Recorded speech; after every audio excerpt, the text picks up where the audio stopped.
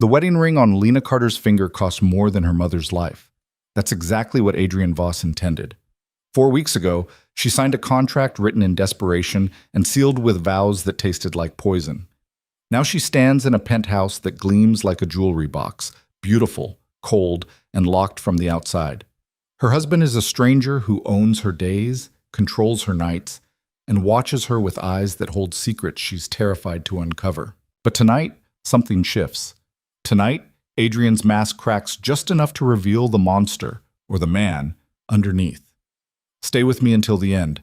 Drop a like and comment with your city so I can see how far this story travels. The fluorescent lights in County General's ICU hummed like dying insects. Lena Carter had learned to hate that sound over the past 6 months. The mechanical wheeze of ventilators, the periodic beep of monitors, the shuffle of nurses' shoes against linoleum that had been mopped so many times it looked perpetually wet. She sat in the same plastic chair she'd occupied every night for weeks, her fingers wrapped around her mother's hand, feeling the papery skin and prominent bones beneath. Grace Carter had been beautiful once. Lena remembered photos from before the cancer, before the chemo that stole her hair and her appetite, before the medical bills that stole everything else. In those pictures, her mother smiled like she believed the world was good. Lena couldn't remember the last time she'd seen that smile in person. "Miss Carter?" The night nurse appeared in the doorway, her expression carefully neutral. "Visiting hours ended 20 minutes ago." "I know." Lena didn't move. "Just 5 more minutes." The nurse hesitated, sympathy softening her features. She'd bent the rules for Lena before. 5 minutes. Then I have to ask you to leave." After she disappeared, Lena leaned closer to her mother's sleeping face. "I got another shift tonight, Mom. Double pay because it's Saturday." She tried to inject enthusiasm into her voice, but exhaustion made it crack. "We're almost there. Just a few more months, and we'll have enough for the next treatment round." It was a lie. They both knew it was a lie, though her mother was too sedated to call her on it. The debt collectors had started calling 3 weeks ago. The hospital administration had begun using words like alternative care options and hospice. The experimental treatment her mother needed, the one that might actually save her life, cost more than Lena would earn in 5 years, even working 3 jobs. She kissed her mother's forehead and left. The bus ride to the warehouse district took 40 minutes. Lena used the time to change in the tiny bathroom at the back, swapping her hospital visit clothes for the black pants and polo shirt required by premium logistics.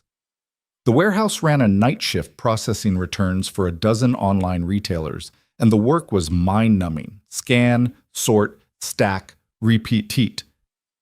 But it paid $10 an hour, and they didn't ask questions about her lack of college degree or the semester she'd abandoned halfway through when her mother got sick. She clocked in at 10:47 p.m., grabbed her scanner, and joined the line of workers at Station 7. "You look like hell," Marcus said, appearing beside her with 2 pallets of returns. He was 50-something, built like a retired linebacker, and the closest thing Lena had to a friend in this place. "Thanks. You really know how to make a girl feel special." "I'm serious." He dropped his voice. "You're going to collapse if you keep this up. When's the last time you slept more than 4 hours? I'll sleep when I'm dead." "That's what I'm worried about." Marcus fixed her with a look that reminded her of her father, before the car accident that had killed him and left her mother to raise a daughter alone. "Lena, you can't save her by destroying yourself. Watch me." She threw herself into the work, letting the repetitive motion numb her thoughts. Scan, sort, stack. Scan, sort, stack. The hours blurred together until her break at 2 a.m., when she stumbled to the break room and collapsed into a chair. Someone had left a newspaper on the table. An actual physical newspaper, the kind almost nobody read anymore.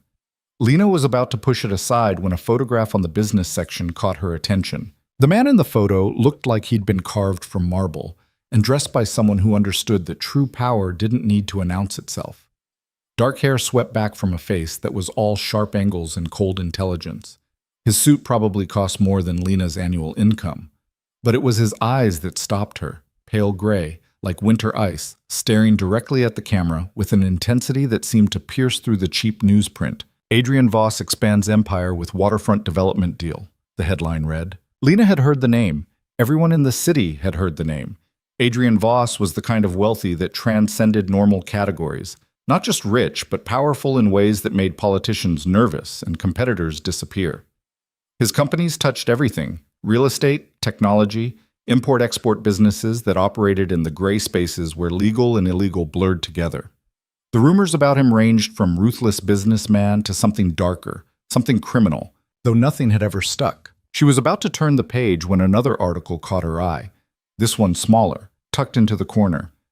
Voss Foundation Fund's Medical Research Wing. The piece mentioned his charitable contributions to cancer research and experimental treatments. Lena stared at the photo until her break ended. The rest of her shift passed in a haze. She clocked out at 6 a.m., caught the early bus home to the studio apartment she could barely afford, and collapsed onto her mattress without bothering to undress. Sleep came hard and left fast. The call came at 9:30 a.m. "Miss Carter?" The voice was professional, female, unfamiliar. "This is Catherine Mills from Mercy Hospital's Financial Services Department. Do you have a moment to discuss your mother's account?" Lena's stomach dropped. "What about it?" "I'm afraid we've reached the limit of what we can provide without payment. Your mother's insurance has been exhausted and the outstanding balance is now $237,000. We need to discuss immediate payment arrangements, or we'll have to transfer her to a county facility that can accommodate patients without coverage." The words kept coming, but Lena stopped hearing them. County facility. That was code for somewhere she'll die faster. She'd visited the county hospital once, understaffed, overcrowded, people dying in hallways because there weren't enough rooms. "Miss Carter, are you still there?" "How long?" Lena's voice sounded distant to her own ears. "How long do I have?" "We can give you until Monday. After that, we'll need to proceed with the transfer." Monday, 2 days. Lena hung up without saying goodbye. She spent the rest of Saturday in a blur of desperate calculation. She called every bank, every loan shark, every predatory lending service that advertised on late-night television. The answers were all the same: no collateral, no credit history, no loan. By Saturday evening, she was out of options and out of hope. That's when her phone rang with a number she didn't recognize. "Miss Carter?" The voice was male this time, smooth and precise. "My name is James Garrett. I'm calling on behalf of Mr. Adrian Voss. He'd like to meet with you this evening, if you're available." Lena's mind stuttered. "Adrian Voss? Why would... Mr. Voss has a proposition that may be of interest to you, given your current circumstances. He's willing to compensate you for your time. Shall we say 7 o'clock at Aurelius?" Aurelius. That was the restaurant on top of the Voss Tower, the one that required reservations 6 months in advance and had a dress code stricter than most weddings. "I can't afford..." "All expenses covered, of course. A car will collect you at 6:30. Do we have your agreement?" Every instinct screamed that this was wrong, that nothing good came from powerful men making mysterious offers. But desperation made people stupid, and Lena was desperate enough to drown. "Okay," she heard herself say. "I'll be there." The car that arrived at 6:30 wasn't a car. It was a town car, with leather seats and a driver who wore gloves and called her ma'am. Lena spent the entire ride feeling like an imposter in her only dress, a black number she'd worn to her father's funeral 4 years ago and hadn't touched since. Aurelius occupied the entire top floor of Voss Tower, 60 stories above the city. The elevator that carried her up moved so smoothly she barely felt it, and when the doors opened, she stepped into a space that didn't seem real. The restaurant was all glass and steel and carefully calibrated lighting that made everything look like a fashion photograph. The other diners, and there were only a handful, each table separated by enough space to ensure private conversations, wore the kind of casual elegance that cost thousands of dollars to achieve. Lena felt every eye turn toward her as she stood frozen in the elevator doorway. "Miss Carter!" James Garrett materialized beside her, a slim man in his 40s with the kind of face that gave nothing away. "This way, please." He led her through the restaurant to a private alcove with floor-to-ceiling windows overlooking the city. And there, rising from his chair with the fluid grace of a predator, was Adrian Voss. The photograph hadn't done him justice. Or maybe it had done him too much justice because the camera had managed to capture his physical perfection while missing the aura of controlled danger that radiated from him like heat. He was tall, easily 6'2", with the build of someone who exercised not for vanity, but for function. His suit was midnight blue, so dark it was almost black, cut to emphasize the breadth of his shoulders and the narrow taper of his waist. But it was his face that held her. The sharp jawline, the slash of dark eyebrows, the mouth that looked like it had forgotten how to smile. And those eyes, gray as winter ice, fixed on her with an intensity that made her want to run. "Miss Carter." His voice matched the rest of him, smooth, controlled, with an edge underneath that suggested violence held barely in check. "Thank you for coming. Please, sit." It wasn't a request. Lena sat. A waiter appeared with wine, something red and probably worth more than her rent. She didn't touch it. Adrian took a single sip of his own glass, studying her over the rim with eyes that seemed to catalog every detail. "I appreciate punctuality," he said, setting down his glass. "It's a rare quality." "You didn't tell me why I'm here." "Direct. Also rare." Something that might have been amusement flickered across his face, gone too quickly to be sure. "You're here because you need something I can provide, and I need something you can give me." "I don't have anything." "Your mother is dying." He said it without inflection, a simple statement of fact. Grace Carter, 52 years old, stage 4 pancreatic cancer. The hospital is transferring her to county care in 48 hours, where she will receive minimal treatment and likely die within 6 weeks. The experimental protocol at Johns Hopkins would give her a 60% survival rate, but it costs $400,000 and isn't covered by insurance. Lena's hands clenched in her lap. "How do you know?" "I make it my business to know things." Adrian leaned back in his chair, and the motion somehow made him look more dangerous, not less, especially about people who interest me.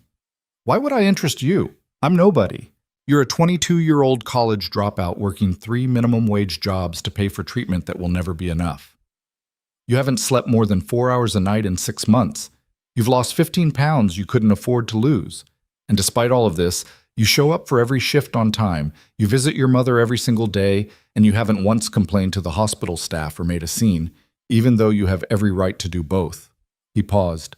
"That kind of strength interests me." Sterile.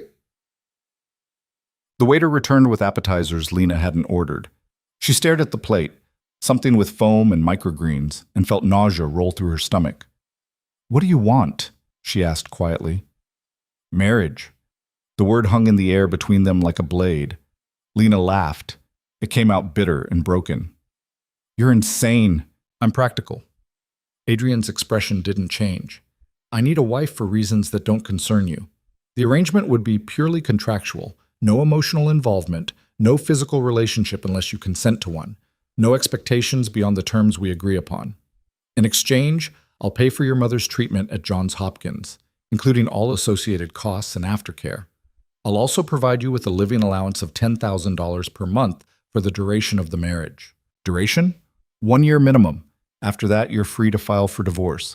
I'll provide a settlement of $500,000, enough to ensure both you and your mother are comfortable." Lena's mind was reeling. "This is crazy. Why me?" "Because you're desperate enough to agree, smart enough to understand the terms, and invisible enough that no one will question it." Adrian picked up his wine glass again, studying the liquid like it held answers. "I've had you investigated, Miss Carter. You have no criminal record, no social media presence, no entanglements that would complicate the arrangement.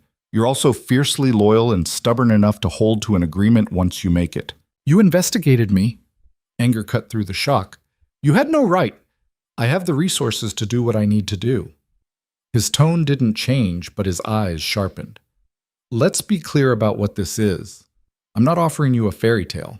I'm offering you a transaction, your time and discretion in exchange for your mother's life, that's all. If you find those terms unacceptable, you can leave now, and I'll have James drive you home." Lena looked at him, this stranger who held all the cards, and felt something cold and hard settle in her chest. He wasn't offering her a choice. He was offering her an ultimatum dressed up as a choice, and they both knew it. "I want to see the contract," she said. "Every word. And I want to talk to a lawyer before I sign anything." For the first time, Adrian smiled. It didn't reach his eyes. "Fair enough. James will provide you with the documents tomorrow. You'll have until Monday morning to review them and make your decision. He stood, the motion fluid and final. The car will take you home. Think carefully, Miss Carter. This opportunity won't come again. He walked away without looking back, leaving Lena alone with a plate of food she couldn't eat, and a choice that wasn't really a choice at all. The contract arrived Sunday morning via courier. It was 47 pages long, written in language that made Lena's head hurt. She spent the day reading it over and over, looking for the trap she knew had to be hidden somewhere in the legal jargon. The terms were exactly as Adrian had described. Marriage for a minimum of 1 year. She would live in his residence, attend functions as required, and maintain the appearance of a legitimate relationship. No physical intimacy unless both parties consented.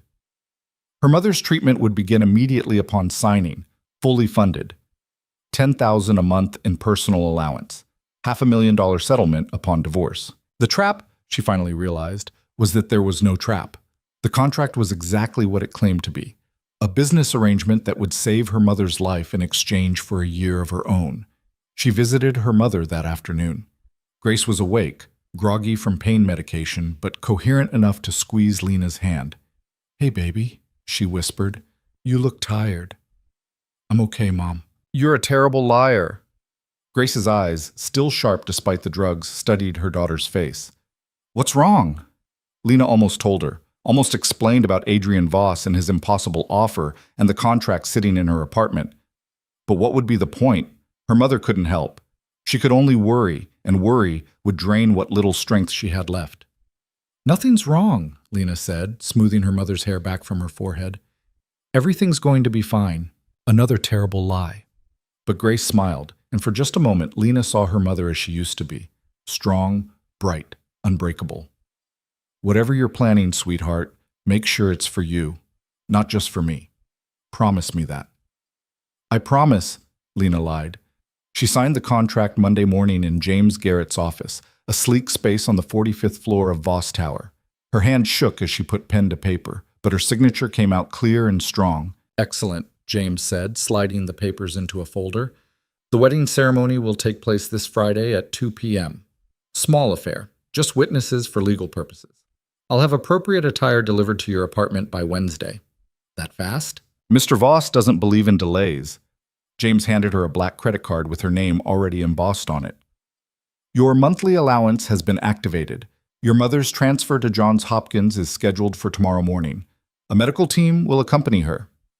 It was real. It was actually happening. Lena left the building in a daze, the credit card burning in her pocket like a brand. She'd sold herself. That's what she'd done, no matter how James Garrett dressed it up in legal language.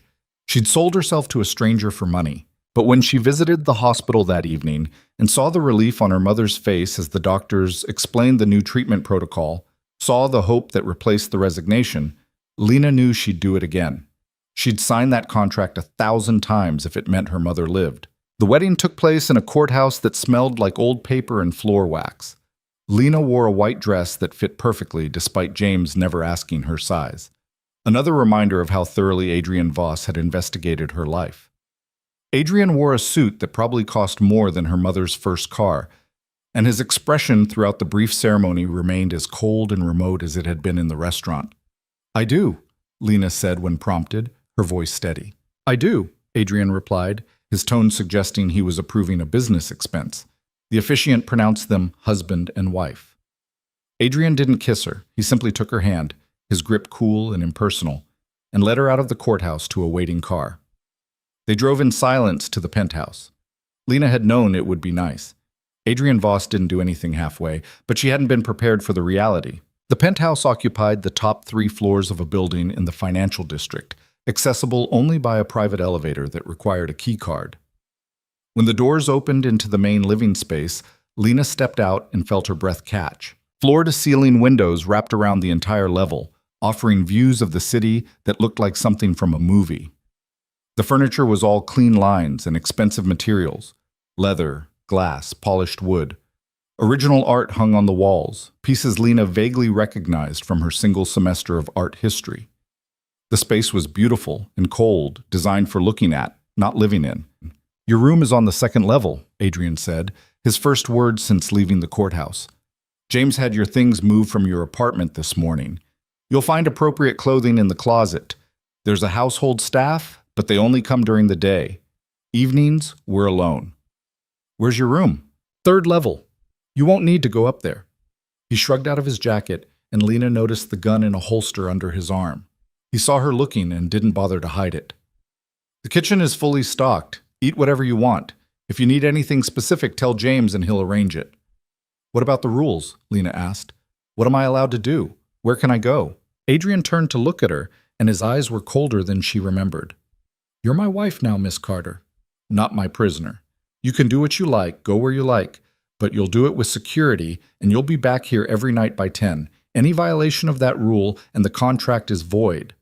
Security. I have enemies. They'll try to use you against me if they discover you're unprotected. He moved toward the stairs leading to the upper levels. Dinner is at 7. Don't be late. He left her standing in the living room, alone in a gilded cage. The first week was worse than Lena had imagined. Adrian maintained the emotional distance of a stranger, polite but remote, acknowledging her presence only when necessary. They ate dinner together in silence every evening, him reviewing documents while she pushed food around her plate. He never asked about her day, never made conversation, never looked at her for longer than was absolutely necessary. But he watched her. Lena felt his eyes on her constantly, even when he pretended to be focused on his phone or his papers. It was like living with a predator who was deciding whether she was prey or property. The security guards followed her everywhere, to the hospital to visit her mother, to the grocery store when she needed something, even to the coffee shop down the street when she couldn't stand being in the penthouse for another minute. Her mother's treatment was going well. The doctors at Johns Hopkins were optimistic, using words like promising and encouraging. Grace had color in her cheeks for the first time in months, and when Lena visited, her mother actually smiled. You seem different, Grace said during one visit. Something's changed. I got a new job, Lena said, which wasn't technically a lie. Better pay, better hours. That's wonderful, baby. Grace reached for her hand, and Lena noticed her mother was wearing the wedding ring she'd never taken off, even after Lena's father died. You've been taking care of me for so long. It's time someone took care of you. Lena thought about Adrian's cold eyes and colder penthouse and said nothing. The breaking point came on day 8. Lena had gone to the coffee shop, her one act of rebellion in a life that had become a schedule of approved activities. She was sitting by the window drinking overpriced espresso and pretending to read a book when Adrian appeared. He didn't sit down. He just stood there, looking at her with an expression she couldn't read. You quit your jobs, he said. What? Your 3 jobs. You called all of them yesterday and quit. His voice was flat. Why? Because I don't need them anymore. Lena set down her coffee, anger rising. Or am I supposed to keep working minimum wage while you give me a monthly allowance worth more than I used to make in 6 months? I didn't tell you to quit. You didn't tell me not to. Something flickered in his eyes. Irritation, maybe, or something deeper. You need structure, purpose. Sitting in this coffee shop every day isn't living. Neither is sitting in your penthouse every day, waiting for you to deign to speak to me. Lena stood, and she had to tilt her head back to meet his eyes, but she didn't back down. You want to control where I go and when I'm home and what I wear. Fine, that's the deal. But you don't get to control whether I work or not. That's mine. For a long moment, Adrian just stared at her. Then he turned and walked out without another word. That night, he didn't come home for dinner. Lena ate alone, went to bed alone, and woke the next morning to find a note on the kitchen counter in handwriting she didn't recognize. If you want purpose, come to my office at noon. AV. She almost didn't go. Pride and stubbornness warred with curiosity and boredom. Curiosity won. Adrian's office occupied an entire floor of Voss Tower, and when Lena arrived, escorted by her ever-present security, James Garrett was waiting. Mr. Voss is in a meeting, he said. He asked me to show you around until he's available. The office was everything Lena expected. Expensive, imposing, designed to intimidate. But what caught her attention were the side rooms, conference spaces filled with people working on projects she didn't understand. Technology, real estate, import logistics. What is all this? She asked. Mr. Voss's various business interests, James said smoothly. He runs 17 companies with over 3,000 employees worldwide.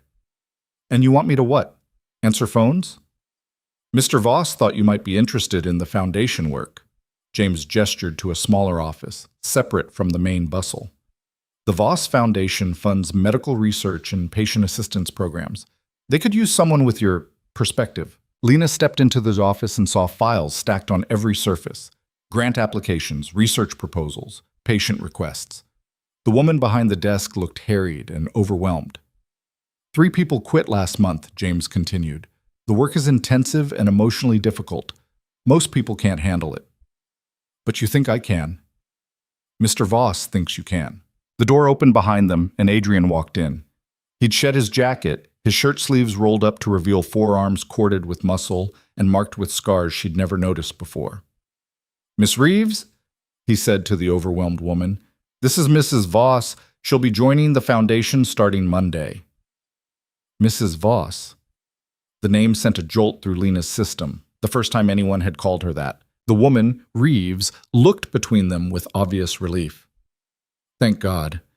We're drowning in applications, and the medical review board needs someone who can actually read these files without giving up halfway through."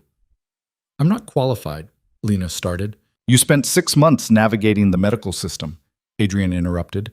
His eyes met hers, and for the first time she saw something other than cold distance in them. "You know exactly how broken it is, and exactly what people need to survive it. That makes you more qualified than anyone else here." He left without waiting for her response. Lena started Monday morning, and by Wednesday, she understood why people quit. The foundation received hundreds of applications every week.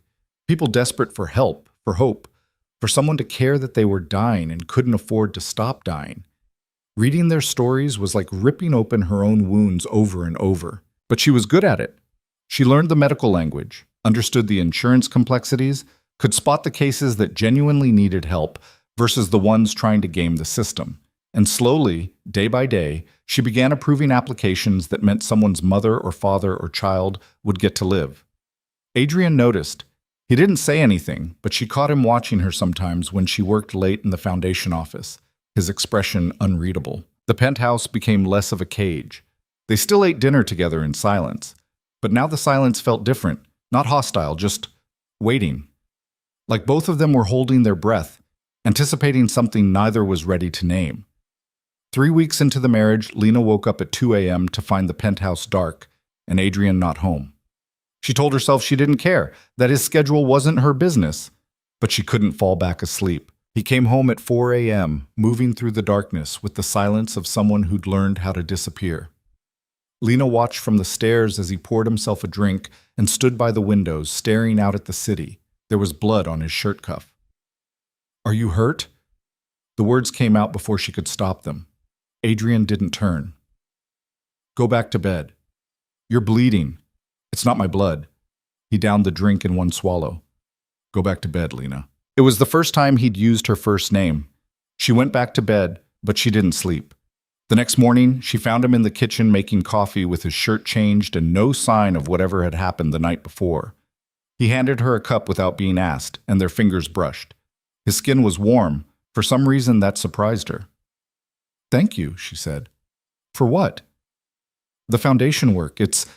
She struggled to find words. "It matters?" Adrian's expression didn't change, but something in his eyes softened. "You're welcome." It was such a small moment, barely worth noting. But later, Lena would remember it as the first time the ice between them began to crack. 4 weeks after the wedding, Lena stood in the penthouse bathroom at 6 a.m., staring at her reflection and trying to understand why the world wouldn't stop spinning. She'd been feeling off for days, nauseous in the mornings, exhausted in the afternoons, strange cramps that came and went without pattern. She'd chalked it up to stress, to the adjustment of her new life, to the emotional toll of reading desperate applications every day. But this morning, as she gripped the sink and fought the urge to vomit, a terrible thought occurred to her. She pulled out her phone and checked the calendar. Her period was late. Not just a little late. 2 weeks late. No, that wasn't possible. She and Adrian they'd barely touched, let alone, but there had been the wedding night. Lena's memory of that night was fragmented, dreamlike. She remembered coming back to the penthouse, Remembered Adrian pouring them both a drink to celebrate the contract being fulfilled. She remembered feeling dizzy, emotional, overwhelmed. She didn't remember. The details slipped away like water through fingers. Had something happened?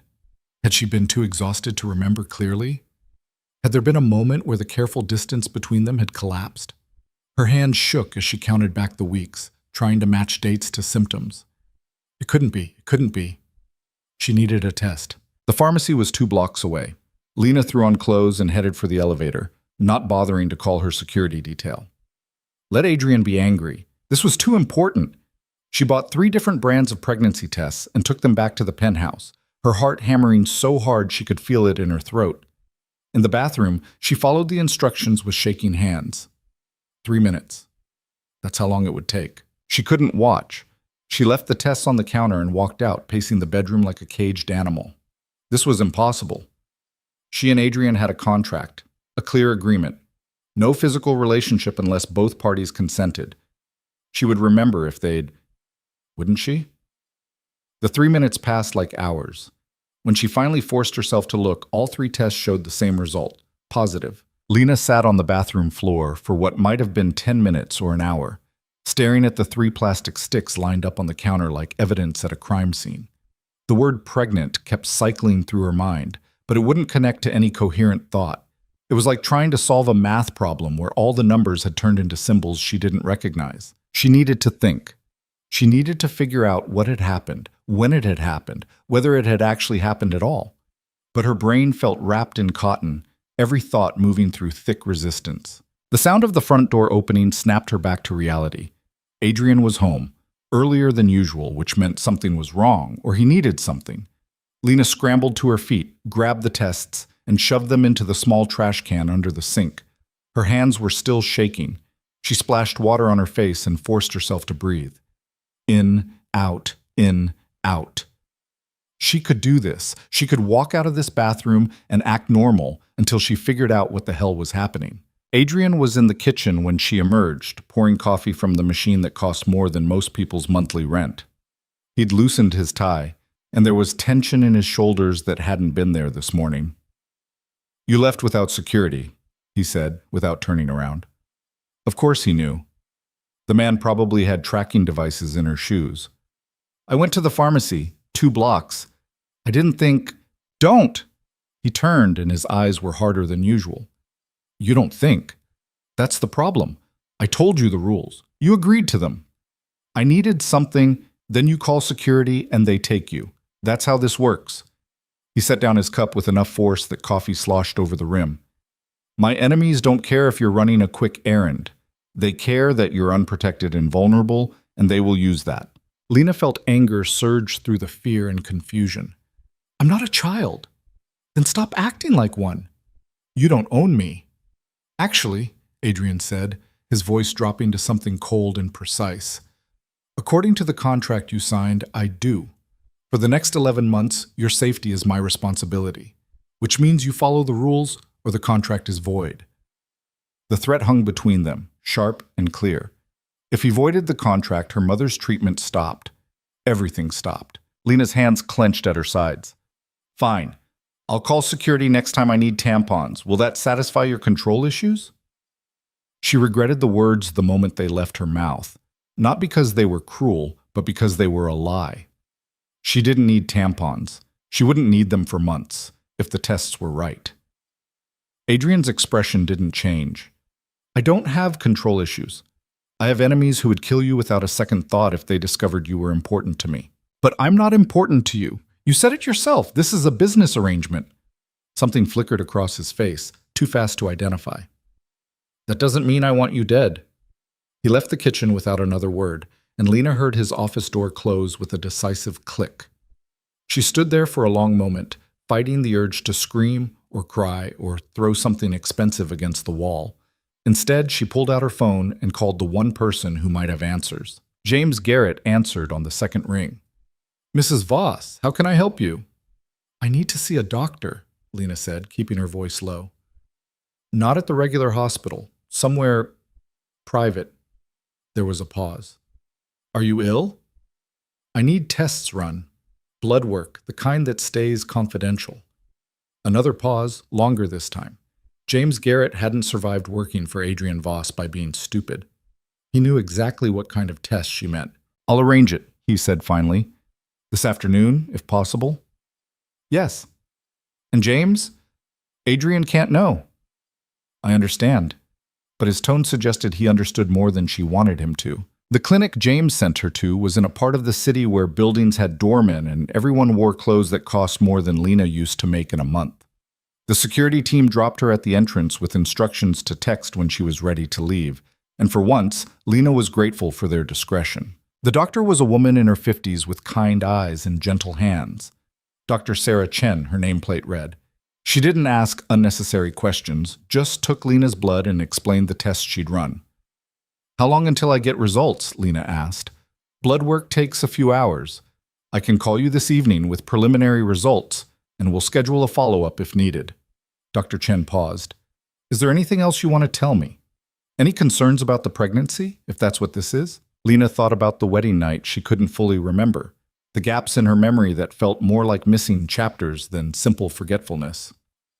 "Is it possible to be pregnant and not remember the moment it happened?"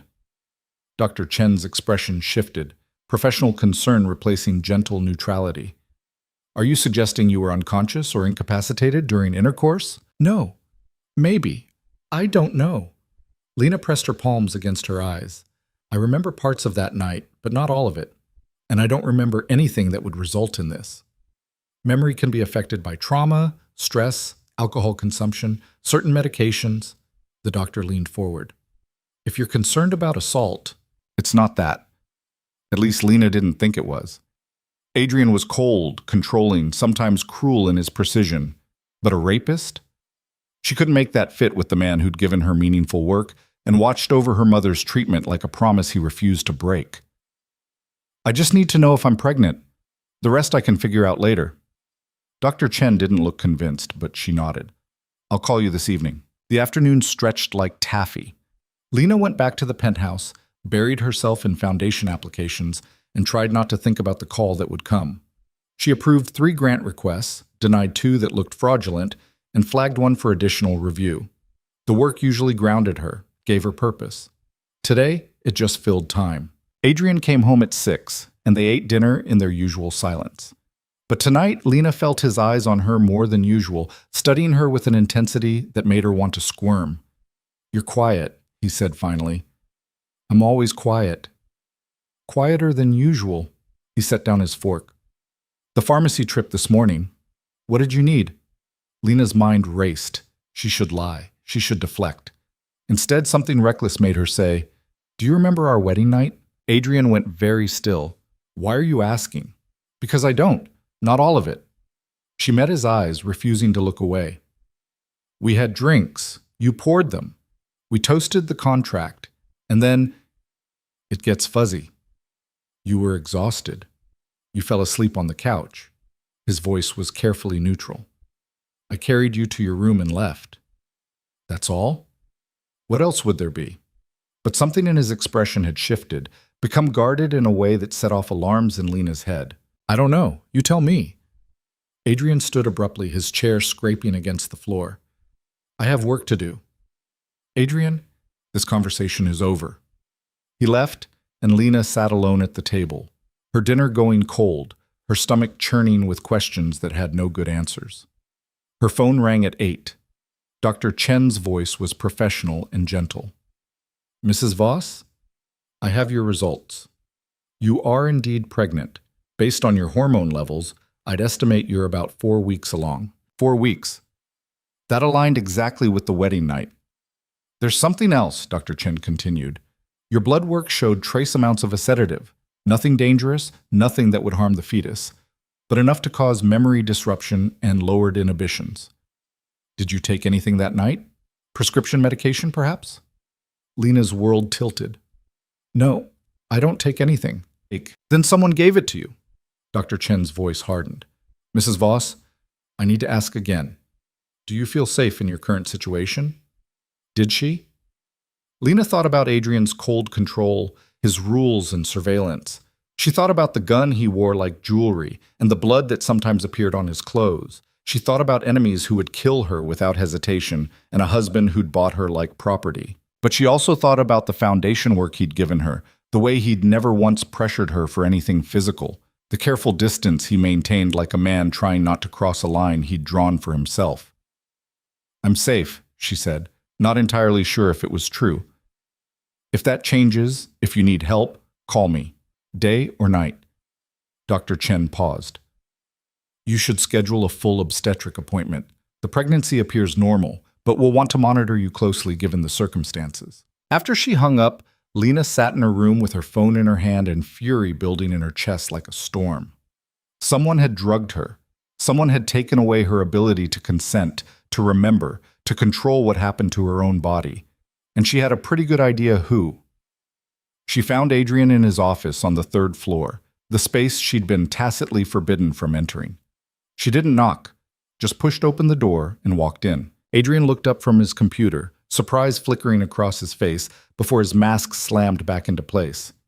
"You're not supposed to be up here." "I'm pregnant." The words dropped like stones. Adrian's expression went completely blank, which somehow made him look more dangerous, not less. "That's impossible," he said quietly. "Apparently not." Lena stepped further into the room, and she saw him tense like an animal preparing to strike or flee. 4 weeks. Which means it happened on our wedding night. The wedding night I can't fully remember because someone put sedatives in my drink. I didn't...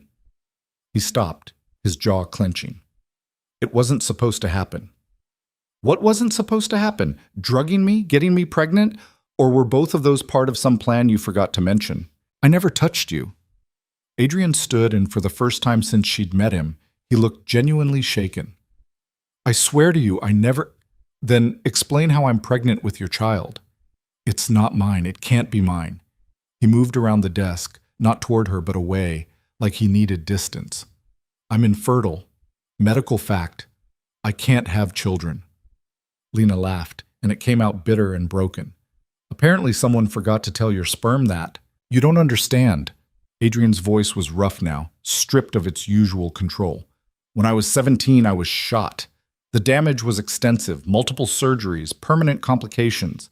Every doctor who examined me said the same thing. Conception is impossible. And yet here we are. It's not mine. But he said it like he was trying to convince himself. Then whose is it? Lena felt tears prick her eyes and hated herself for it. I haven't been with anyone. The only man I've even been near in the past 2 months is you. Adrian stared at her, and something in his expression cracked.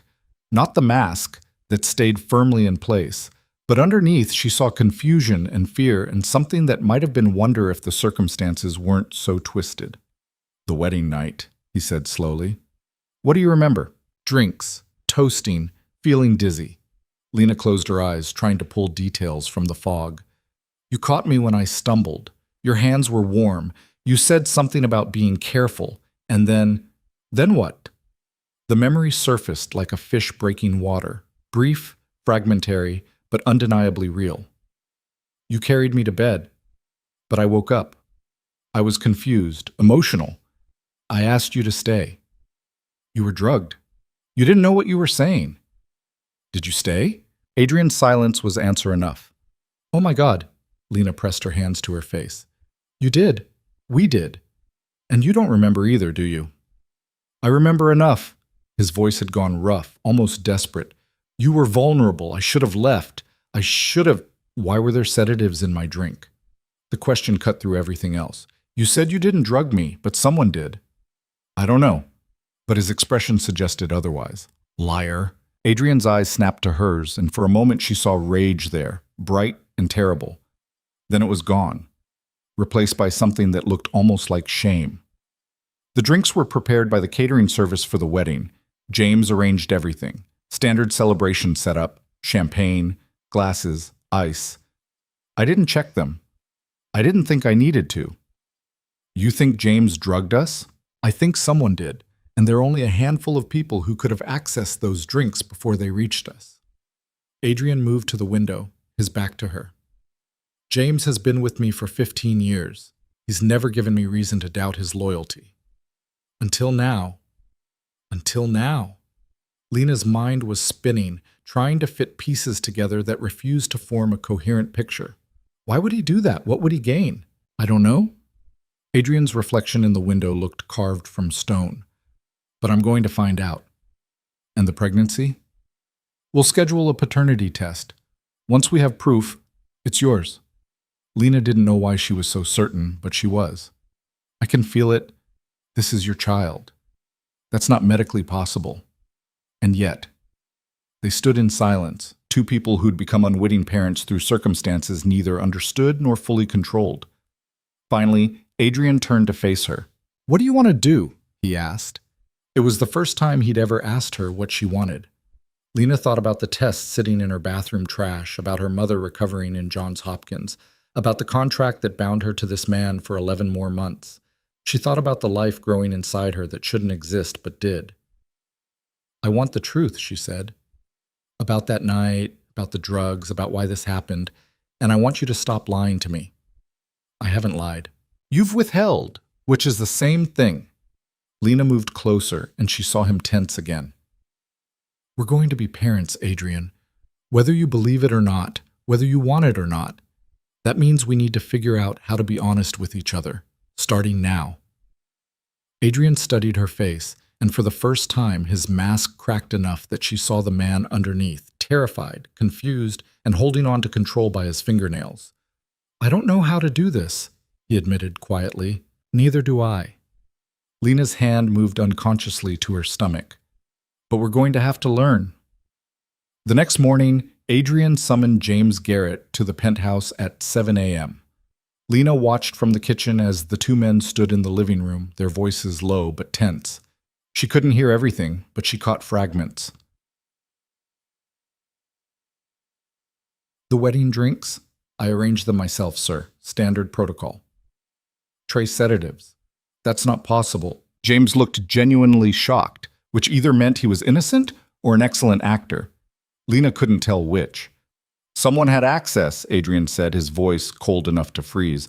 Someone prepared those drinks specifically to incapacitate us both. Find out who. Sir, I swear to you, I don't want your oath. I want answers. Adrian's tone didn't rise, but the threat underneath was unmistakable. You have 72 hours. After that, you're done. James left looking pale and shaken. Adrian stood by the window for a long time after, his hands clenched at his sides. You believe him, Lena said. I believe he believes he's innocent. Adrian turned, which means someone used him without his knowledge, or he's lying better than I've ever seen him lie.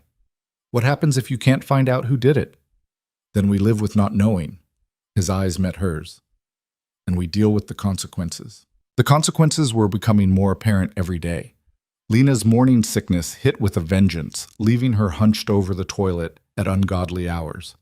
Adrian started checking on her, appearing in the bathroom doorway with ginger tea and crackers, his expression unreadable, but his actions speaking louder than words. You don't have to do this, Lena said one morning after a particularly brutal round of vomiting. You're carrying my child. He said it like he was testing the words, seeing how they felt in his mouth. That makes it my responsibility. You still don't believe it's yours. I believe the evidence. Adrian handed her a damp washcloth. My belief doesn't change the biology. But something was changing. Lena saw it in the way he watched her now, not with the cold assessment of property, but with something closer to concern. He started coming home earlier, abandoning late-night meetings for dinners where they actually talked instead of sitting in silence. Tell me about your mother, he said one evening. Lena looked up, surprised. What about her? What was she like before she got sick? It was such an unexpected question that Lena didn't know how to answer at first. Strong, stubborn. She worked 2 jobs after my dad died, made sure I had everything I needed for school. She used to sing while she cooked, old songs, stuff from when she was young. I hated it when I was a teenager, thought it was embarrassing. Now I'd give anything to hear it again. She's getting better, Adrian said. The doctors are pleased with her progress. I know. I called Johns Hopkins this morning. Lena studied his face, looking for the angle. You've been getting updates on her treatment. Of course, I'm paying for it. You're tracking her recovery like you track everything else in your life. Is that a criticism? It's an observation. Lena pushed her food around her plate. You control what you can control. It's how you operate. And you find that objectionable. I find it exhausting. She met his eyes. But I'm starting to understand why you do it. Adrian's expression shifted, something unguarded flickering across his face. Why do I do it? Because the alternative is chaos, and chaos gets people killed. Lena thought about the gun he wore, the blood that sometimes appeared, the enemies he'd warned her about. You're not wrong. The world you live in doesn't allow for weakness. No, Adrian agreed quietly. It doesn't. But this, she gestured between them, isn't the world. It's just us. And maybe you don't have to control everything here. He looked at her for a long moment, and Lena saw something in his eyes she'd never seen before. Uncertainty. I don't know how to be anything else, he said. Then we'll figure it out together. It was a small moment, barely worth noting. But later, Lena would remember it as the second crack in the ice between them. The paternity test happened 2 weeks later. Dr. Chen arranged everything with her usual discretion, explaining the procedure with clinical efficiency. Adrian was silent throughout, his jaw tight enough that Lena could see the muscle jumping. Results in 5 days, Dr. Chen said, after she'd taken the necessary samples. But, Mrs. Voss, I should tell you, the pregnancy is developing normally. You're at 7 weeks now. We should start thinking about prenatal care, nutrition, all the standard protocols. Assuming the child is mine, Adrian said. Dr. Chen looked at him with the kind of expression doctors reserved for difficult patients. Mr. Voss, regardless of paternity, your wife is pregnant and needs medical care. I suggest we proceed accordingly. After they left the clinic, Adrian was silent the entire ride home. Lena let him stew, too tired to navigate whatever internal war he was fighting. But that night she woke to find him standing in her bedroom doorway. Adrian? She sat up, heart hammering. What's wrong? I need to tell you something. He stepped into the room but kept his distance, like approaching a wild animal. About that night. About what I remember. Lena waited, barely breathing. I carried you to bed like I said. You were drugged, barely coherent. I should have left. Adrian's voice was rough, stripped of its usual control. But you grabbed my hand, asked me not to go, said you didn't want to be alone. I don't remember that. You wouldn't. You were half asleep, confused. I told myself I'd just stay until you fell asleep properly. Make sure you were all right. He paused. But you kept talking about your father, about how he died, about being scared of losing people you love. Lena felt tears prick her eyes. She'd never told anyone about that fear, not even her mother. You asked me if I ever got scared, Adrian continued. I told you no. You called me a liar. Something that might have been a smile ghosted across his face. You said everyone gets scared, even people like me, especially people like me. What did you say? I told you the truth, that I stopped being scared a long time ago, when I realized fear was just another form of control. Adrian moved closer, and in the dim light from the hallway, Lena could see the strain on his face. But then you asked if I was scared of you, and I didn't have an answer. Are you? Lena whispered. Scared of me? Terrified. The word came out raw. You're the first thing in 15 years that I can't control, can't predict, can't lock down with contracts and rules and careful distance. And now you're carrying my child. A child that shouldn't exist, that breaks every medical certainty I've been told my entire adult life. Adrian, let me finish. He was close enough now that she could see his eyes, and what she saw there made her breath catch. That night, you fell asleep while we were talking. I should have left then, but I didn't. I stayed, and when you woke up again in the middle of the night, you were crying. I tried to comfort you, and you... I what? You kissed me. Adrian's voice dropped to barely above a whisper. You were drugged, vulnerable, not thinking clearly. I knew that.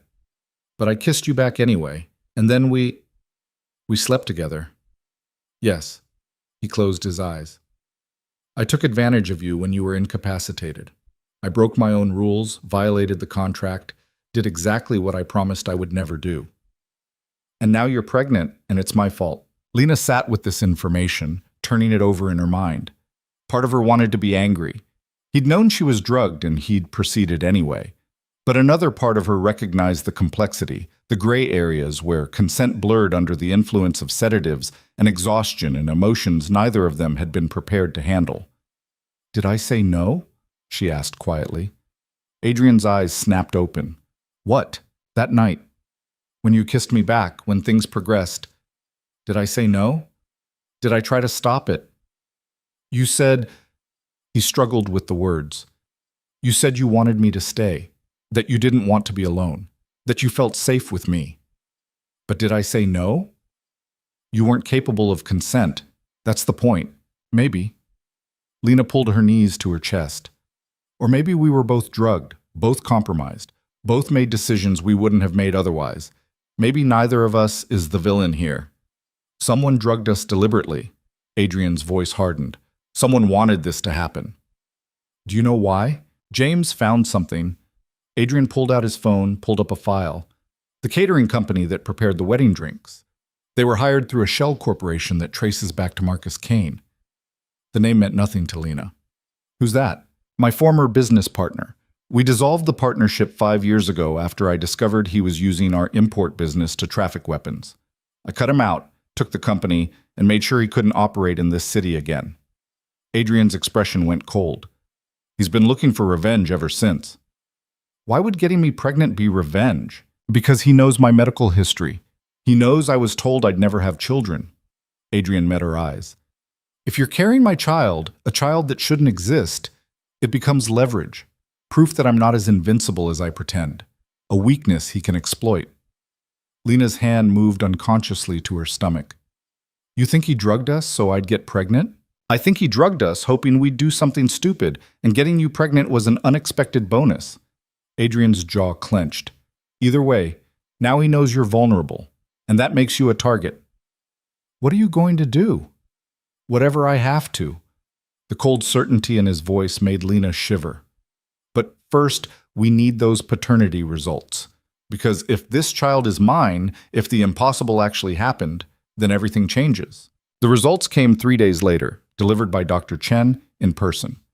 She sat in the penthouse living room with Lena and Adrian, her expression carefully professional. "The test confirms it," she said, handing Adrian the file. "The child is biologically yours, Mr. Voss. 99.9% certainty." The silence that followed was deafening. Adrian stared at the paper in his hands like it contained secrets to the universe. Lena watched his face, saw the disbelief and shock and something else, something that looked almost like joy, buried so deep he probably didn't recognize it himself. "That's not possible," he said, but his voice held no conviction. "It's extremely rare," Dr. Chen acknowledged, "but not impossible. Sometimes, despite significant damage and poor prognosis, viable sperm can still be produced. The odds are astronomically low, but as you can see, not zero." "How low?" "Less than 1%. Functionally, you were correctly told you were infertile. This," she gestured toward Lena, "is a statistical anomaly, a miracle, if you believe in such things." Adrian set down the paper and stood, walking to the windows. His back was rigid, every line of his body screaming tension. Dr. Chen looked at Lena. "Are you all right, Mrs. Voss?" Lena didn't know how to answer that. She was pregnant with the child of a man she barely knew, a man who'd bought her like property and controlled her life with cold precision. But that same man had just learned he could have something he'd been told was impossible, and the look on his face before he'd turned away had been vulnerable enough to crack her heart. "I'm fine," she lied. After Dr. Chen left, Lena sat alone in the living room, listening to the silence. Adrian hadn't moved from the window. Minutes passed like hours. Finally, he spoke. "I never thought I'd have this. A child? A family." He turned, and his eyes were raw. "I made peace with dying alone a long time ago. Convinced myself it was better that way. Cleaner, less complicated. No one to worry about, no one to protect, no one to disappoint. And now everything I thought I knew is wrong."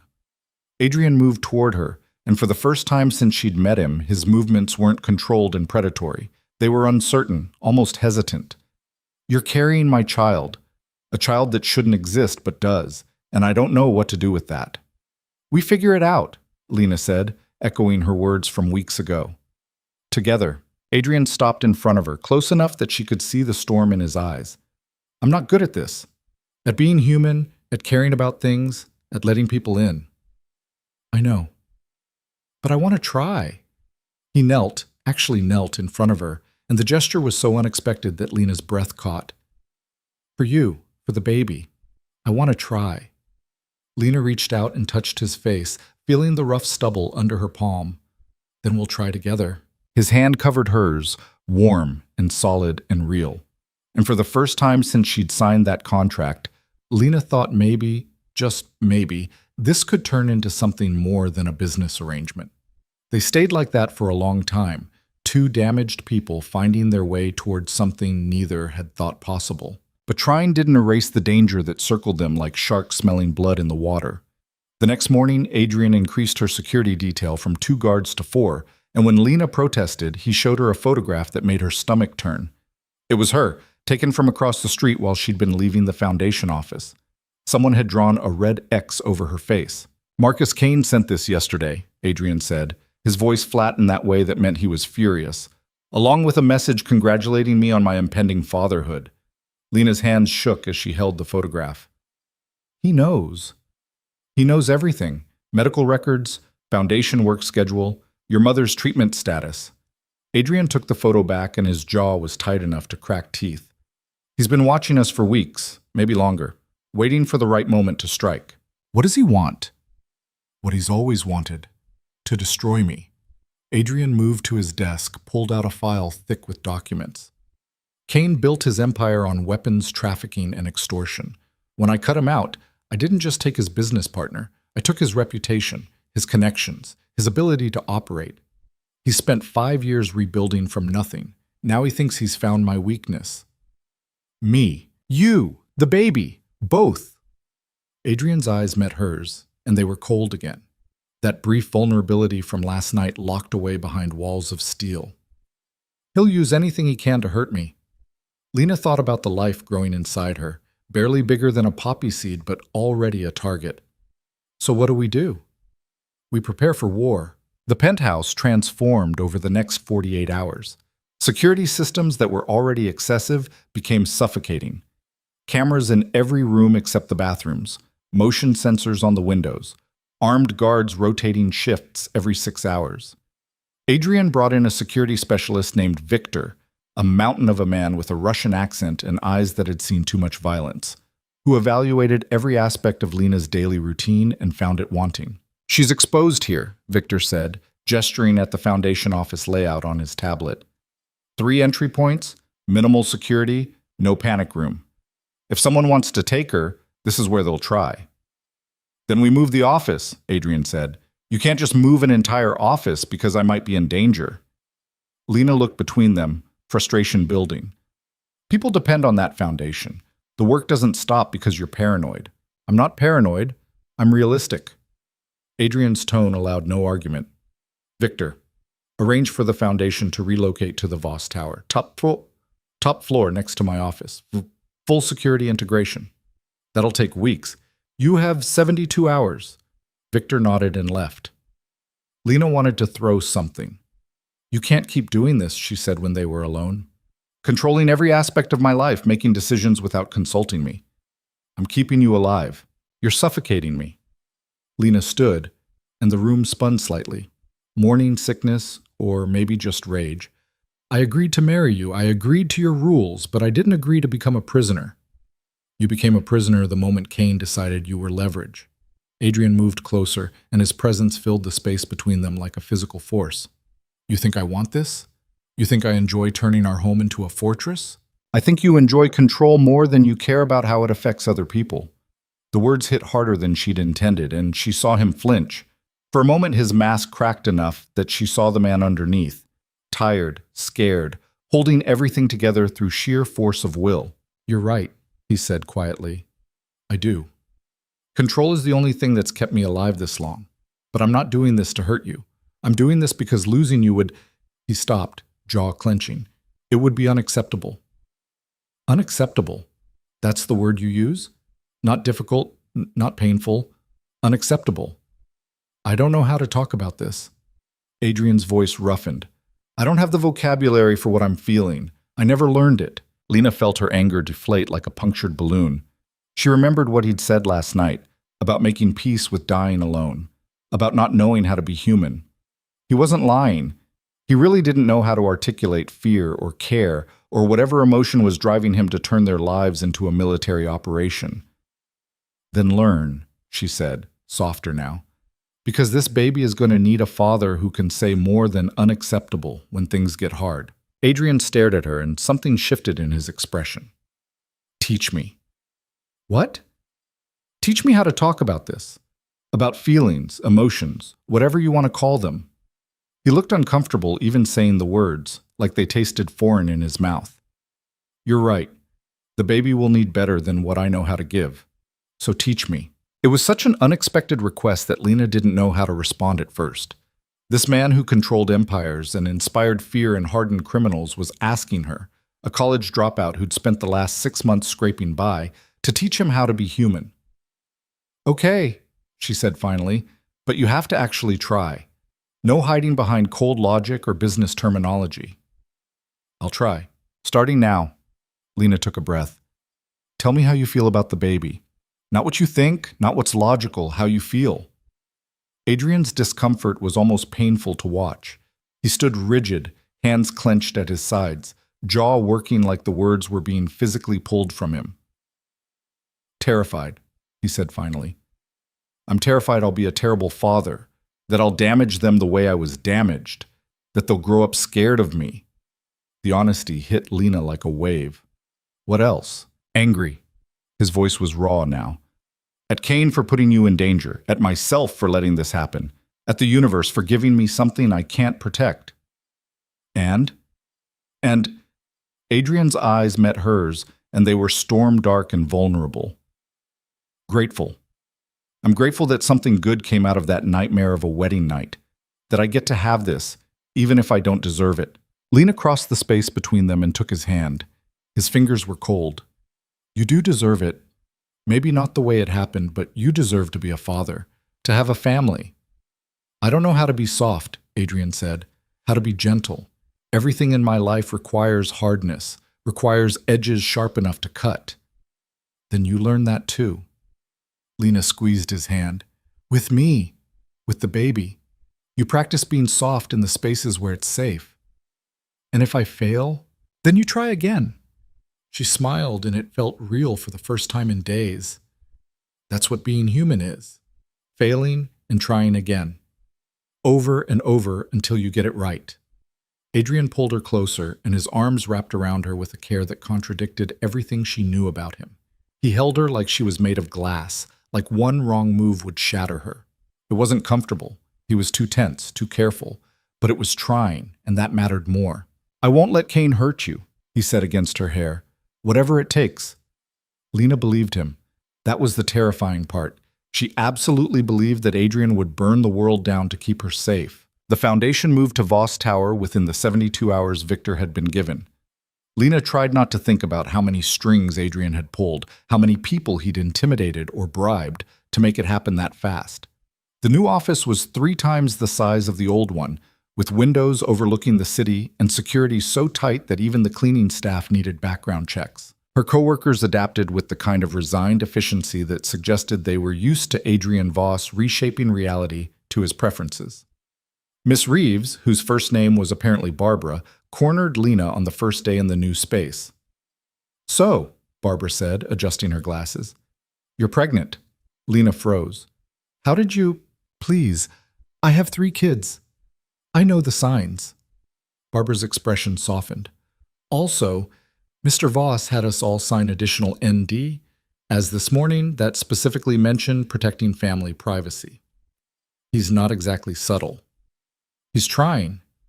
Is he? Barbara studied her with the kind of shrewd assessment that made Lena remember this woman had survived years working for Adrian.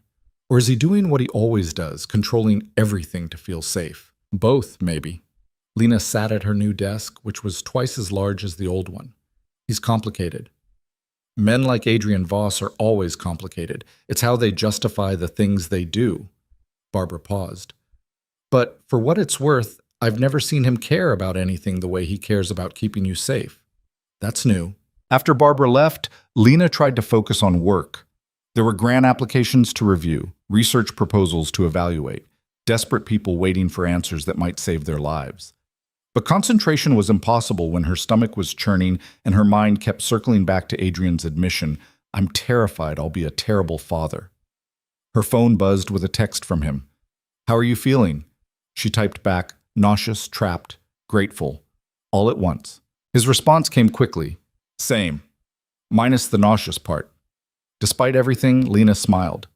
The attack came 2 weeks later when she'd almost convinced herself that maybe Kane was just posturing, that the increased security was overkill. She was leaving the building with her security detail.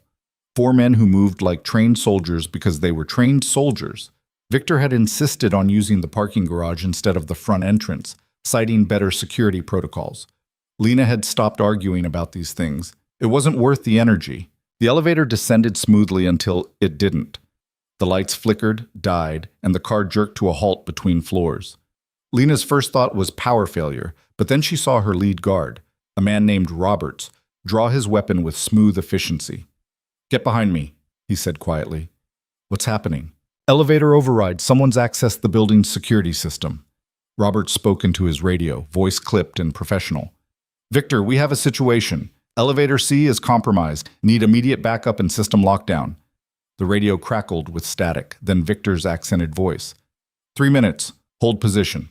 3 minutes. Lena pressed against the elevator wall and felt her heart hammering against her ribs. The baby.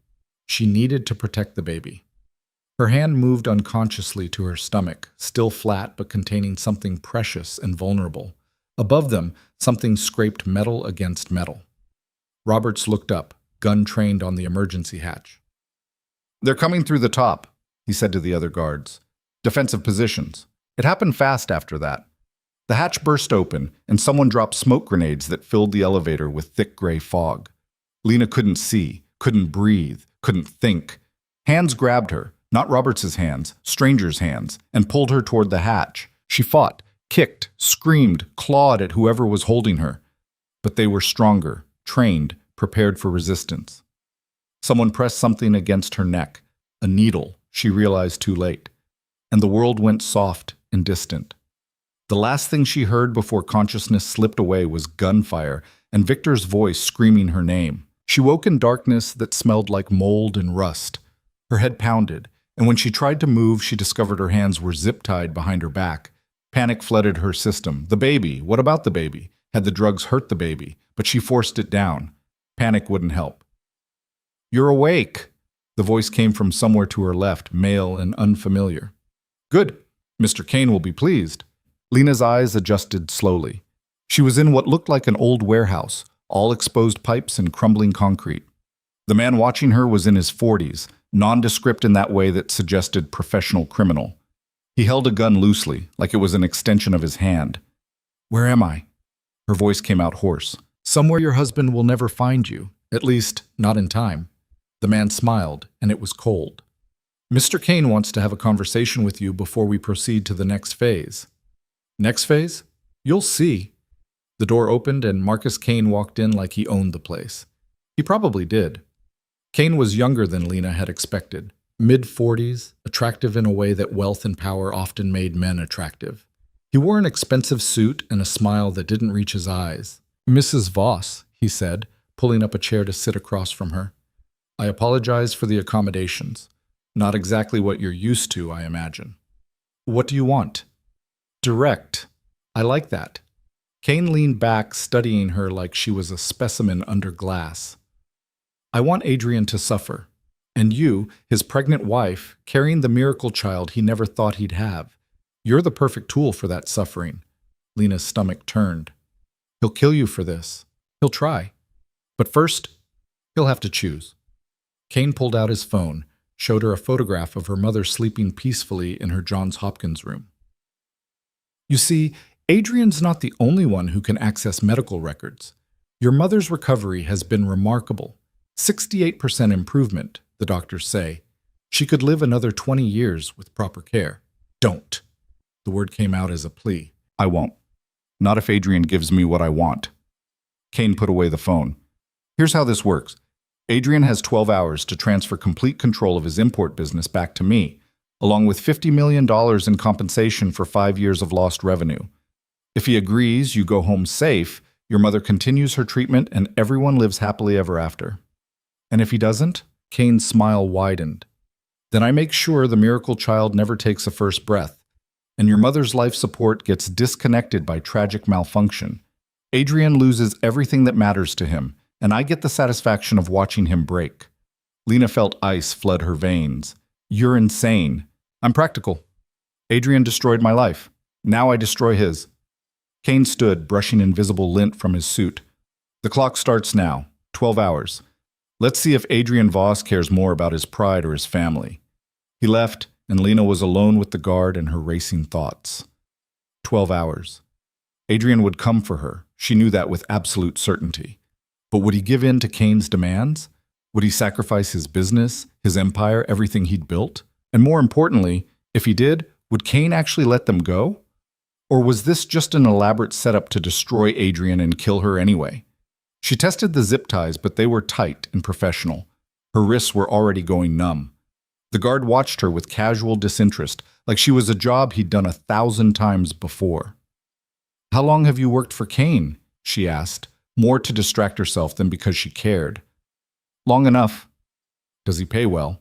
"Better than talking to hostages." The guard's expression didn't change. "Save your energy. You're going to need it." Lena fell silent, her mind working through possibilities. Adrian had resources, Victor, James, an entire security apparatus, but Kane had clearly planned this carefully, probably had countermeasures in place for every obvious move. The warehouse location was deliberately obscure, the kind of place that wouldn't show up on property records or security footage. Hours passed. Lena's wrists throbbed, and her back ached from sitting in one position. The baby? She kept thinking about the baby, praying that the sedatives they'd used weren't harmful, that stress wouldn't trigger a miscarriage. Dr. Chen had said the pregnancy was healthy, resilient. She had to believe that was still true. The guard's phone buzzed. He checked it, and his expression shifted to something alert and tense. "Boss says we're moving up the timeline," he said into his radio. Voss found the location faster than expected. "Initiate Protocol 7. Protocol 7. That sounded bad. The guard moved toward Lena, and she saw the needle in his hand. "Sorry about this. Just making sure you sleep through the fireworks." "Wait." But he was already pressing the needle to her neck, and darkness swallowed her whole again. This time when she woke, everything was different. She was still in the warehouse, but now there were voices, shouting, gunfire, the sound of something exploding in the distance. Her hands were free, and someone had cut the zip ties. She tried to sit up, and the world spun violently. "Easy!" Victor's face appeared above her, grim and blood-stained. "Don't move too fast. You've been drugged twice in 6 hours." "Adrian is handling Kane. We need to get you out before this place becomes a war zone." Victor lifted her with surprising gentleness for a man his size. "Can you walk?" "I think so." She couldn't, not really. Her legs were rubber, and the nausea was back with a vengeance. Victor ended up carrying her through corridors that echoed with violence, past bodies she didn't look at too closely, toward an exit that seemed impossibly far away. They made it halfway before Kane's voice stopped them. "Victor!" Kane emerged from a side room, and he had a gun pointed directly at Lena's head. "Put her down, or I put a bullet through her brain right now." Victor froze. Lena felt his muscles tense, calculating odds and angles and whether he could move fast enough to matter. "Don't," she whispered. "He'll shoot. Smart girl." Kane moved closer, and his composure from earlier was gone, replaced by something manic and desperate. "Your husband killed 12 of my men and burned down my operations. He's taking everything from me again, so I'm taking what matters to him." "Kane!" Adrian's voice cut through the chaos like a blade. He appeared at the corridor's other end, gun drawn, and his face was cold enough to freeze blood. "Let her go." "Or what? You'll kill me?" Kane laughed, and it sounded unhinged. "You're going to do that anyway. At least this way I take something with me." "You kill her, and I don't make it quick." Adrian moved closer, and every step radiated controlled violence. "You kill my child, and I make sure you spend days dying. begging for death while I take you apart piece by piece. Empty threats. Ask the men in the East Wing if I make empty threats. Ask them how it felt when I broke every bone in their hands before I killed them. Adrian's voice never rose, but the promise of violence underneath was absolute. This is your last chance. Lower the gun, walk away, and I let you run. Keep pointing it at my wife, and I show you what real suffering looks like. Kane's hand trembled, sweat beaded on his forehead. He was trapped and he knew it. Kill Lena and die slowly, or run and live another day. The gun lowered by inches. Adrian moved fast, faster than Lena had ever seen anyone move.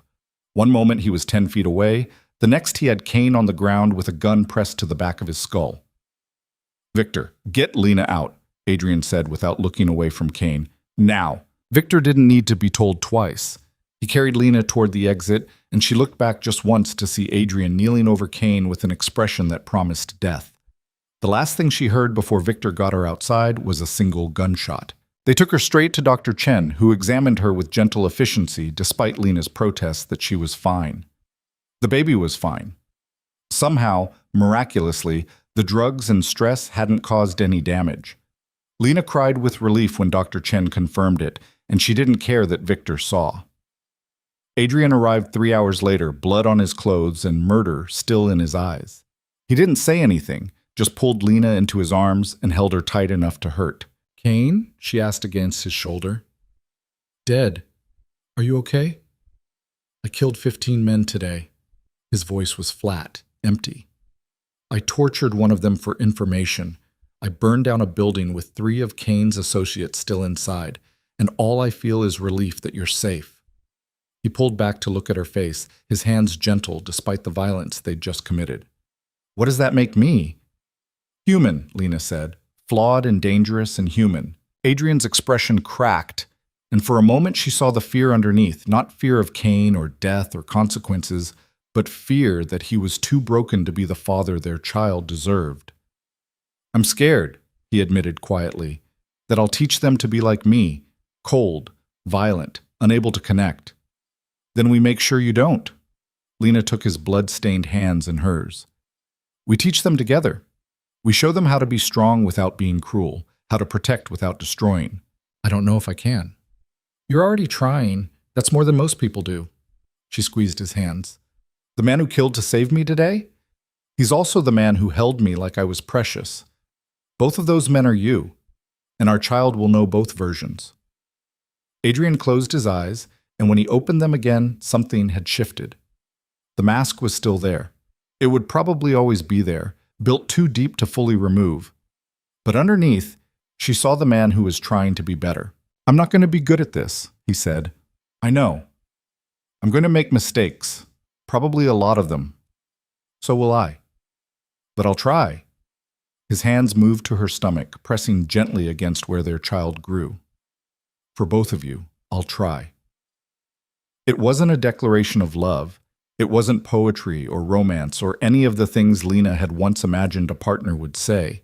But it was real, and it was his, and somehow that made it matter more. They stood like that for a long time, 2 damaged people who'd made something new together, while around them the city continued its endless cycle of light and darkness. The aftermath of Kane's death rippled through Adrian's world like a stone thrown into still water. Police came, asked questions with the kind of careful neutrality that suggested they knew better than to push too hard. Adrian's lawyers handled most of it. Self-defense, protection of family, a clear threat neutralized.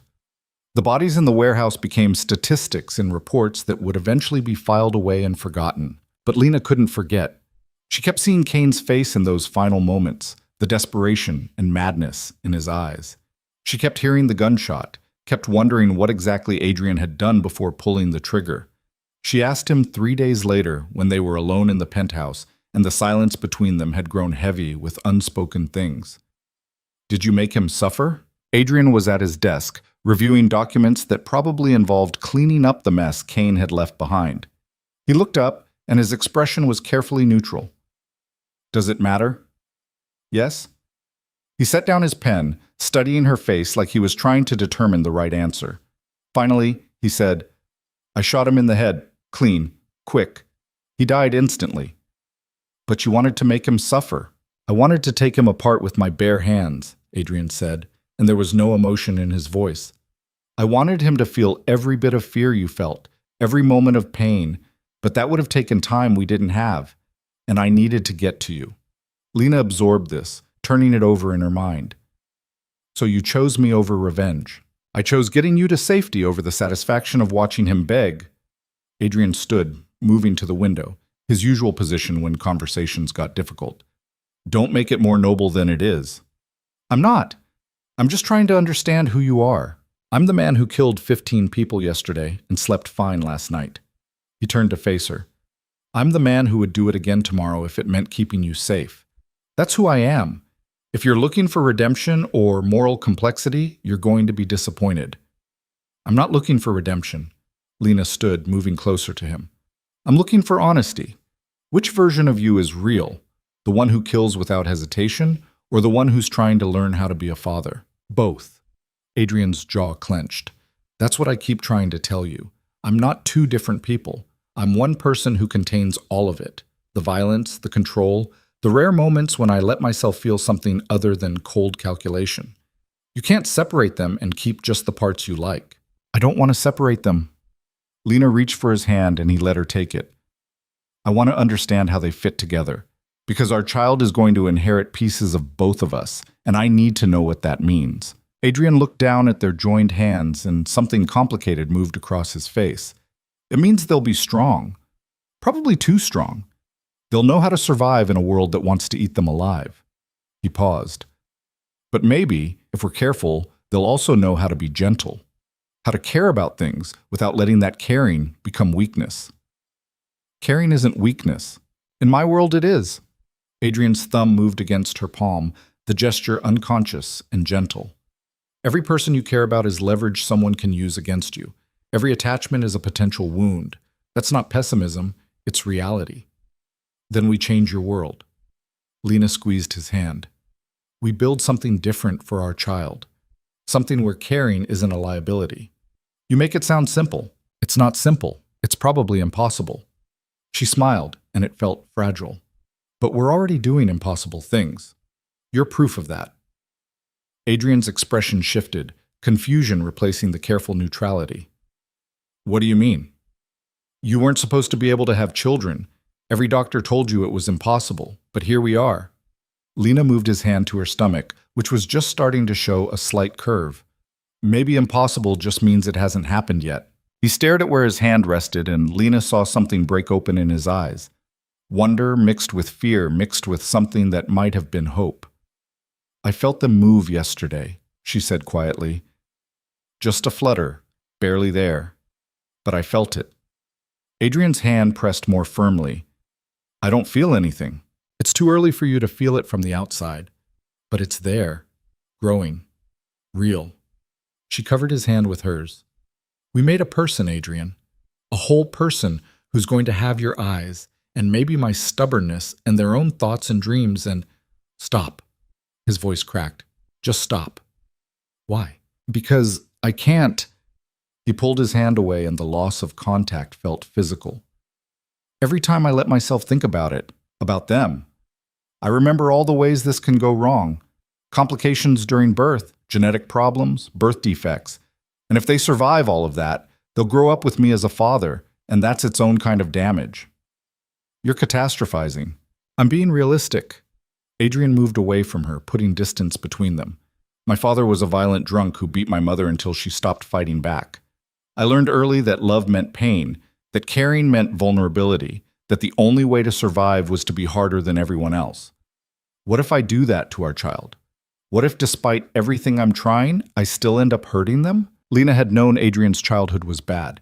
You didn't develop his particular brand of control issues from a happy upbringing, but hearing it stated so plainly made her chest ache. You won't, she said. You can't know that. I can know that you're aware of the pattern, that you're actively trying to break it. That's more than most people do. Lena followed him, refusing to let him retreat completely. Your father probably never questioned whether he was a good parent. You're already better than him just by worrying about it. That's a low bar. It's a starting point. She caught his arm, made him look at her. Listen to me. You're not going to be a perfect father. You're going to make mistakes. But you're also going to love this child fiercely, protect them absolutely, and teach them how to be strong. That's not nothing. Adrian's expression was raw, stripped of the usual masks. What if my version of love is too damaged to be useful? Then we supplement it with my version. Between the two of us, maybe we'll manage something functional. Lena smiled, trying to lighten the weight of the conversation. Besides, all parents damage their kids a little. It's practically a requirement. He almost smiled at that. Almost. You're too optimistic. And you're too pessimistic. We balance each other out. They stood like that for a moment, close but not touching. The space between them filled with all the things neither knew how to say. Finally, Adrian spoke. I want to learn, he said quietly, about pregnancy, about babies, about what we're supposed to do. I don't want to be useless when they arrive. You won't be useless. I don't know how to change a diaper. I don't know what babies eat or when they sleep or how to tell if they're sick. Adrian's frustration was evident. I know how to run 17 companies and negotiate hostile takeovers and kill someone 20 different ways. None of that translates to parenthood. Then we learn together. Lena pulled out her phone, opened the browser. Look, parenting classes. Starts next week, runs for 8 sessions. We could go. Adrian stared at the screen like she'd suggested they join the circus. You want me to sit in a room with strangers and practice diaper changes on a plastic doll? Yes. Absolutely not. Adrian, I employ people for this. We'll hire a nanny, someone trained and experienced who knows what they're doing. We'll probably hire a nanny eventually, Lena agreed. But you still need to know how to take care of your own child. What if something happens and the nanny's not there? What if it's just you and the baby and they're screaming and you have no idea why? Adrian's expression suggested this scenario was his personal nightmare. Then I call someone who does know. Or you could learn so you don't have to. Lena pulled up another page. Look, this one is specifically for first-time parents. It covers everything from feeding to sleep schedules to recognizing warning signs of illness. It's practical information you'll actually need. I'll read a book. Books don't teach you how it feels to hold a newborn, how to support their head or burp them or get them to stop crying at 3 a.m. Lena caught his hand again. Please, do this with me. Not because you have to, but because I don't want to do it alone. That got through his defenses. Adrian's expression shifted, some of the resistance draining away. You're manipulating me. I'm being honest. I'm terrified too. I don't know what I'm doing either. Lena's voice softened. But if we're both there, stumbling through it together, maybe it'll be less scary. Adrian was quiet for a long moment. Then, reluctantly, he nodded. Fine. We'll go to one class. If it's useless, we're done. Deal. The first parenting class was exactly as awkward as Adrian had feared, and Lena had secretly expected. They walked into a community center that smelled like coffee and old carpet, and were immediately surrounded by couples who looked wholesome and excited and nothing like them. The instructor was a woman named Patricia, who had the kind of aggressively cheerful energy that made Adrian visibly uncomfortable. She welcomed them with enthusiasm that suggested she either didn't know who Adrian Voss was or didn't care. Everyone find a spot on the floor, Patricia called out. We'll start with some introductory exercises to get comfortable with each other. Adrian looked at the floor, then at Lena, his expression clearly saying this was a terrible idea. But he sat down next to her, his movements stiff and precise. Let's go around the room, Patricia continued. Share your name, how far along you are, and one thing you're excited about regarding parenthood. The other couples went first. Names Lena immediately forgot. Pregnancies ranging from 12 weeks to 35. Excitement about first kicks and nursery decorating and baby showers. Normal, happy, uncomplicated excitement. Then it was their turn. I'm Lena, she said. This is Adrian. We're about 12 weeks along, and I'm excited about... She trailed off, trying to find something that didn't sound insane. Meeting the person we made accidentally while drugged seemed inappropriate. I'm excited about seeing who they become. Patricia beamed. Beautiful. And Adrian? Adrian looked like he wanted to be literally anywhere else. I'm present. A few people laughed, thinking it was a joke. Lena elbowed him. I'm concerned about not damaging them, Adrian amended, his tone suggesting this was physically painful to admit. And I want to learn how to minimize that damage. The laughter stopped. Patricia's smile became more genuine, less performative. That's honest. I appreciate that. A lot of parents come in here pretending they have it all figured out. The ones who admit they're scared usually end up being the best parents. After introductions, they practiced basic holds with weighted dolls that were supposed to simulate newborns. Adrian approached it like a military exercise, following Patricia's instructions with precise attention to detail. His hands were gentle despite their size, supporting the doll's head carefully. "You're a natural," Patricia said, stopping by to observe. Adrian looked skeptical. "It's a plastic doll." "Yes, but you're treating it like it's fragile and important. That's the right instinct." Patricia adjusted his arm slightly. "When the real baby comes, your body will remember this.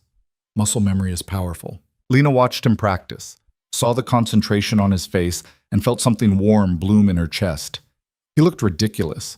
This dangerous man who'd killed 15 people last week, now cradling a fake baby with the intensity he usually reserved for business negotiations.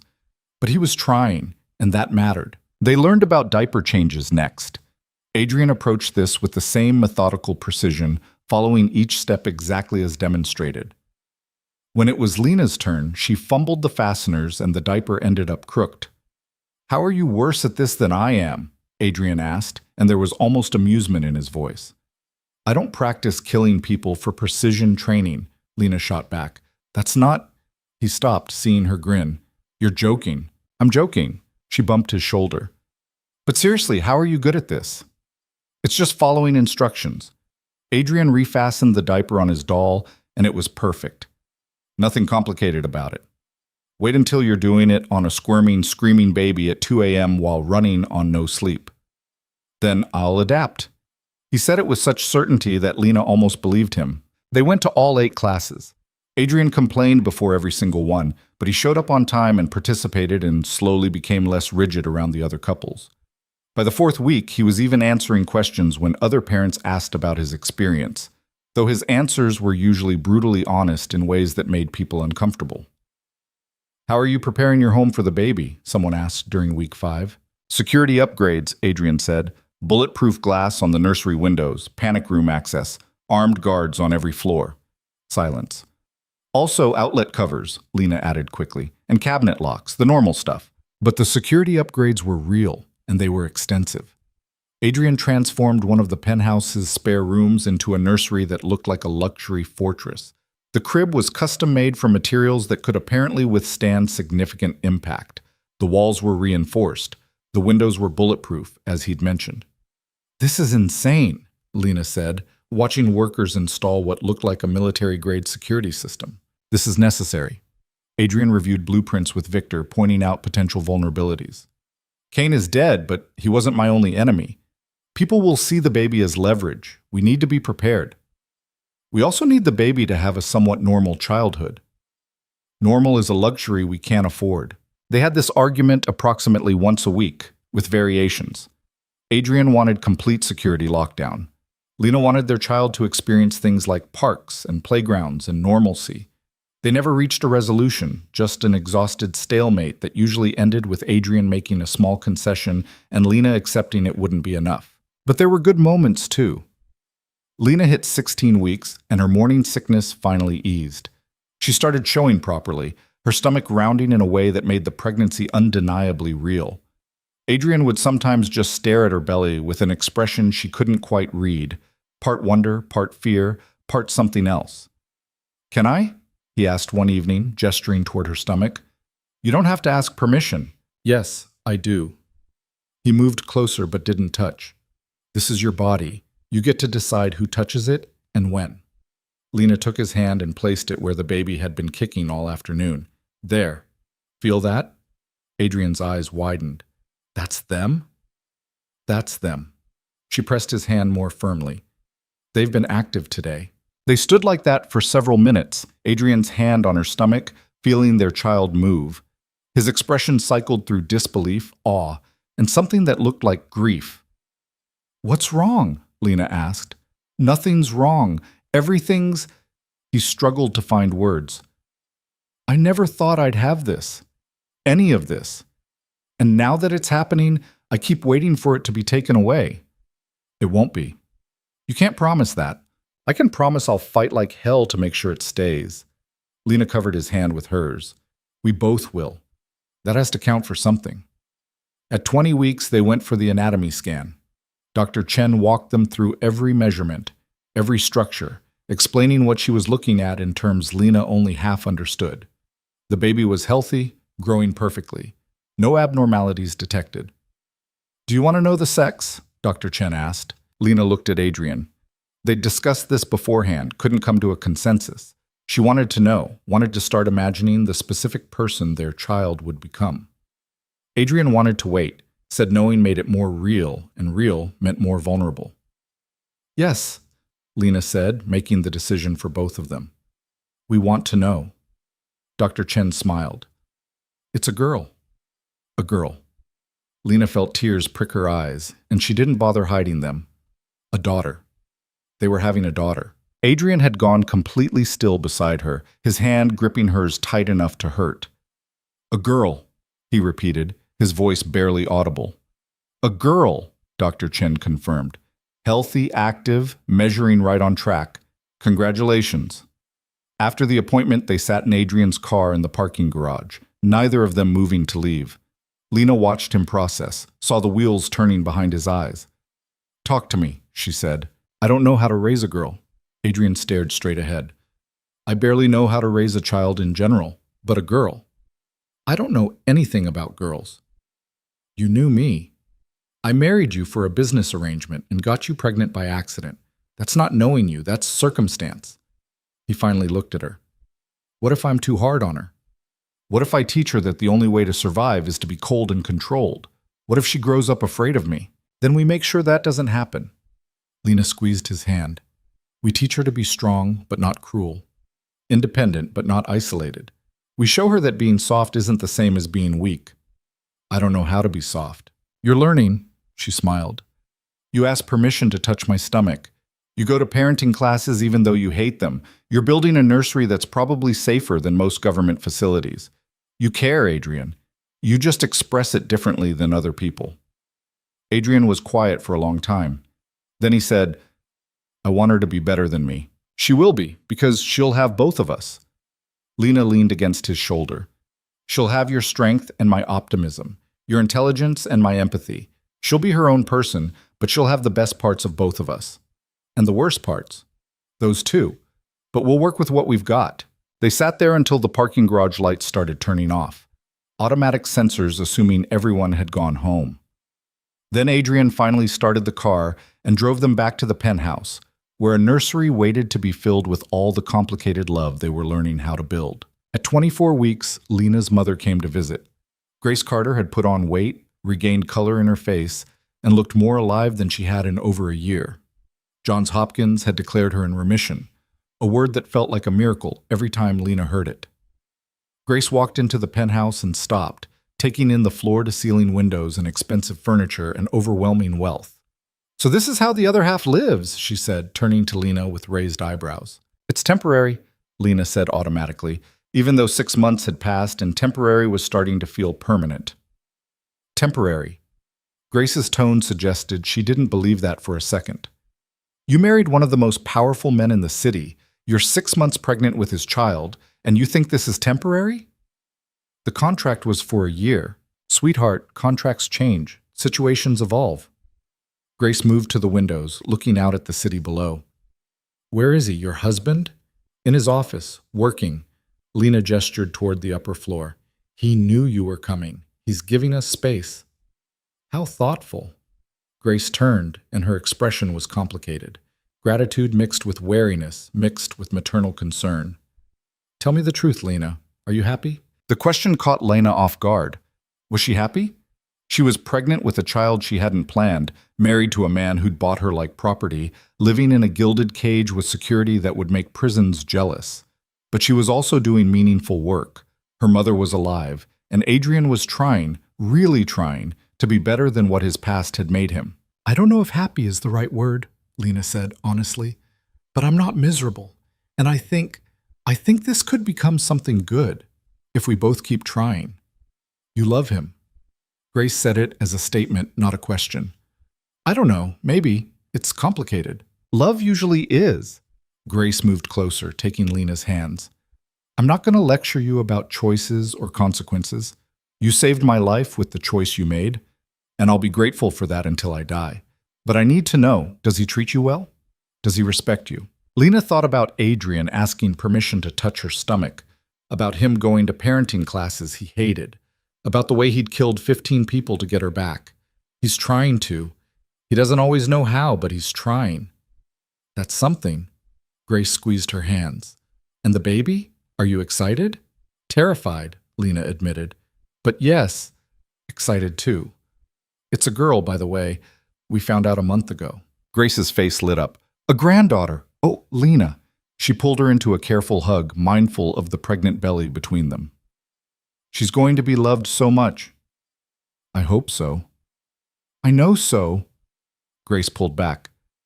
Now show me this fortress nursery I've heard about. I want to see what kind of room needs bulletproof windows. They spent the afternoon together, and Adrian stayed scarce until dinner. When he finally appeared, Grace studied him with the kind of thorough assessment only mothers could manage. Mr. Voss, she said. Mrs. Carter. Adrian's discomfort was visible. I hope the accommodations are acceptable. The accommodations are excessive, but I suppose that's your style. Grace gestured to the chair across from her. Sit. Let me look at the man who married my daughter. Adrian sat, and Lena had never seen him look so uncertain. This man who negotiated with criminals and ran an empire was nervous about dinner with her mother. I want to thank you, Grace said, for funding my treatment, for giving Lena opportunities she wouldn't have had otherwise, for keeping her safe when someone tried to hurt her. You don't need to thank me. Adrian's tone was careful. Lena and I have an arrangement. I'm fulfilling my part of it. Is that all this is? An arrangement? Grace's eyes were sharp. Because from where I'm sitting, you're building a nursery, going to parenting classes, and looking at my daughter like she's the only person in the room. That's more than an arrangement.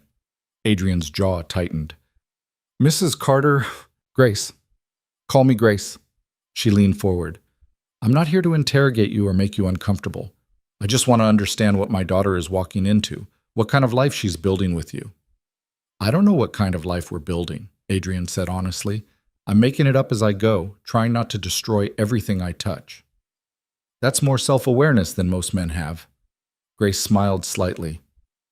Do you love her? The question hung in the air like a physical thing.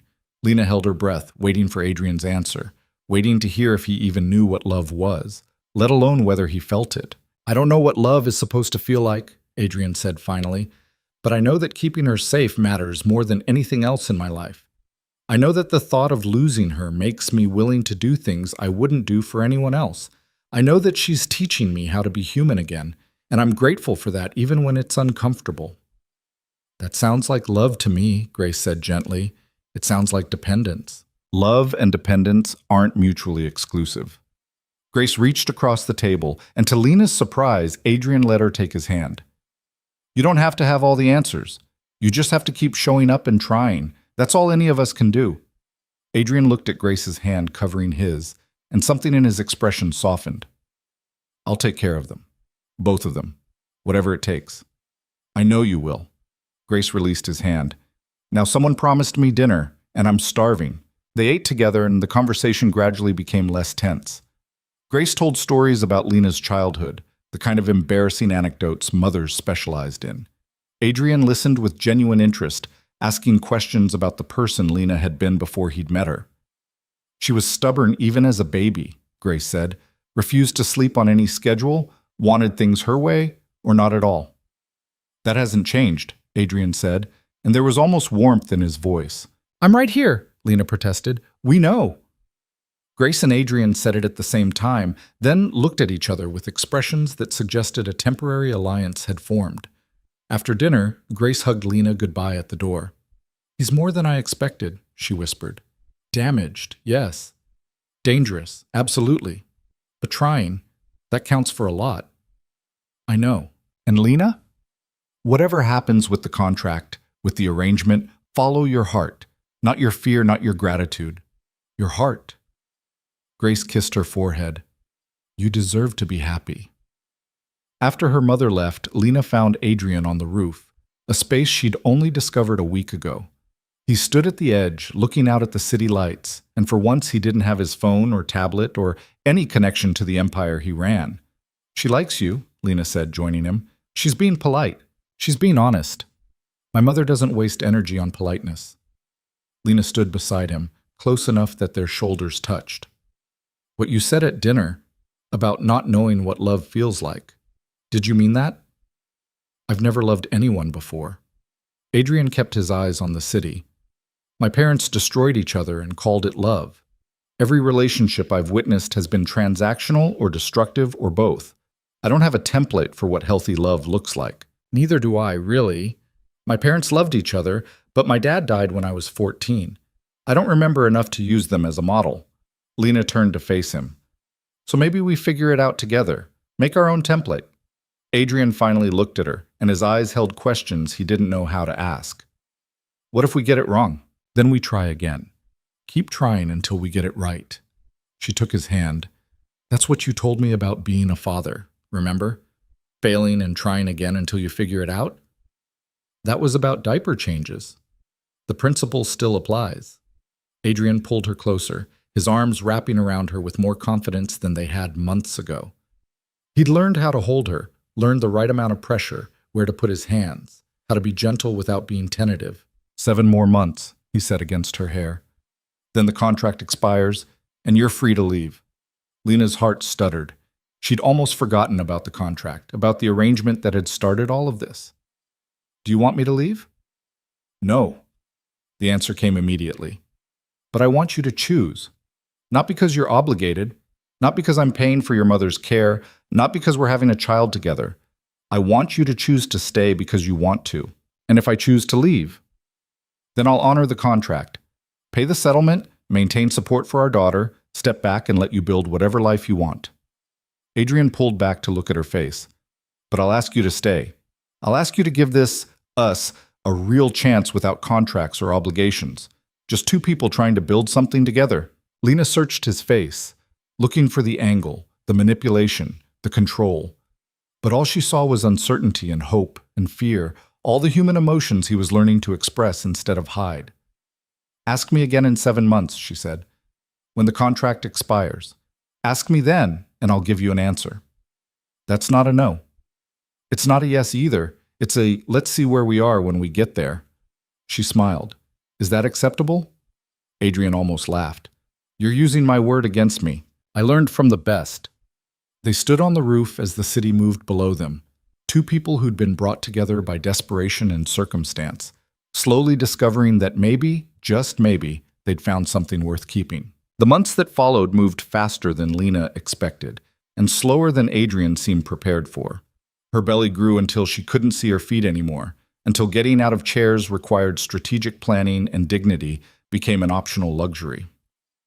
Adrian watched this transformation with the kind of fascinated concern usually reserved for natural disasters, something powerful and inevitable that he had no ability to control. At 32 weeks, Lena woke at 3 a.m. to find Adrian sitting in the chair beside their bed, just watching her sleep.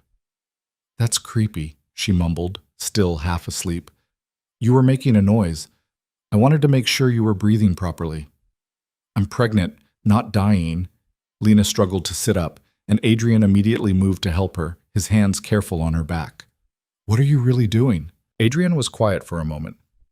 "Memorizing this, in case it's the only time I get to see it." "You think I'm going to leave?" "I think you should leave." He said it without inflection, like he was stating a business fact.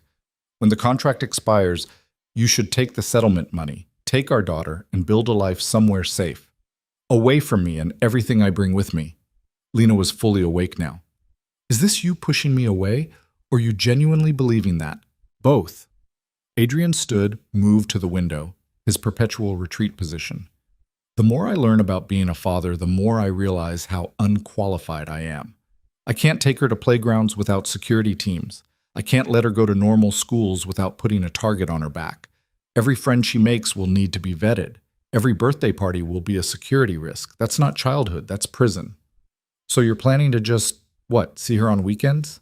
"I'm planning to make sure she has the option for normalcy." Adrian's reflection in the window looked tired. "You could move somewhere quiet. Change your names. I'd provide security from a distance, make sure you're both safe but not obviously connected to me. She could grow up without the weight of my reputation crushing her. Lena threw off the covers, a more complicated process than it used to be, and heaved herself out of bed. That's the dumbest thing I've ever heard. It's practical. It's you catastrophizing again. She waddled over to him, and the waddle undercut her attempt at dramatic confrontation, but she pushed forward anyway. You're planning to sacrifice your relationship with your daughter before she's even born because you're afraid of hypothetical future problems. They're not hypothetical. They're inevitable. Fine. Let's say they are. Let's say growing up as your daughter means security teams and vetted friends and all the complications you're worried about. Lena poked him in the chest. She'd also have a father who would burn the world down to keep her safe, who's learning how to change diapers even though he hates it, who's reading parenting books at 3 a.m. because he's terrified of getting it wrong. You think those things don't matter? I think they're not enough. They're more than a lot of kids get. Lena's voice softened. My dad died when I was 14.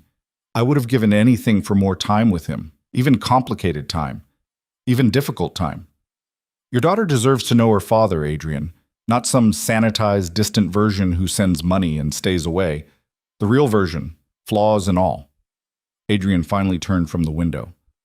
What if the real version damages her? What if it doesn't? What if she grows up strong and smart and capable because she learned from someone who survived everything trying to destroy him? Lena took his hand. You keep acting like your damage is contagious, like just being near you will ruin her, but damage doesn't work that way. You're not toxic waste. You don't know that. I know you've been different with me than you are with everyone else. I know you're capable of gentleness even if you're uncomfortable with it. I know you're trying. She placed his hand on her belly, where their daughter was doing her nightly gymnastics routine. Feel that? She's strong because you're strong. She's a fighter because we're both fighters.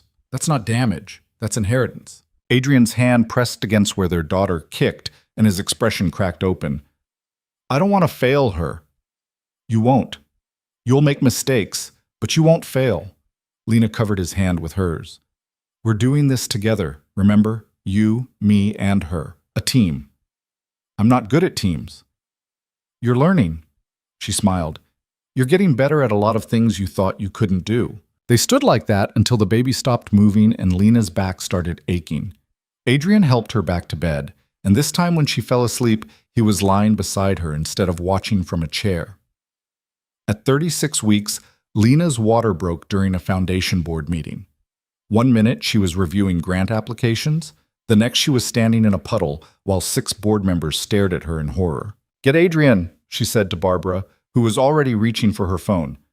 And call Dr. Chen, tell her we're coming. The next hour was chaos.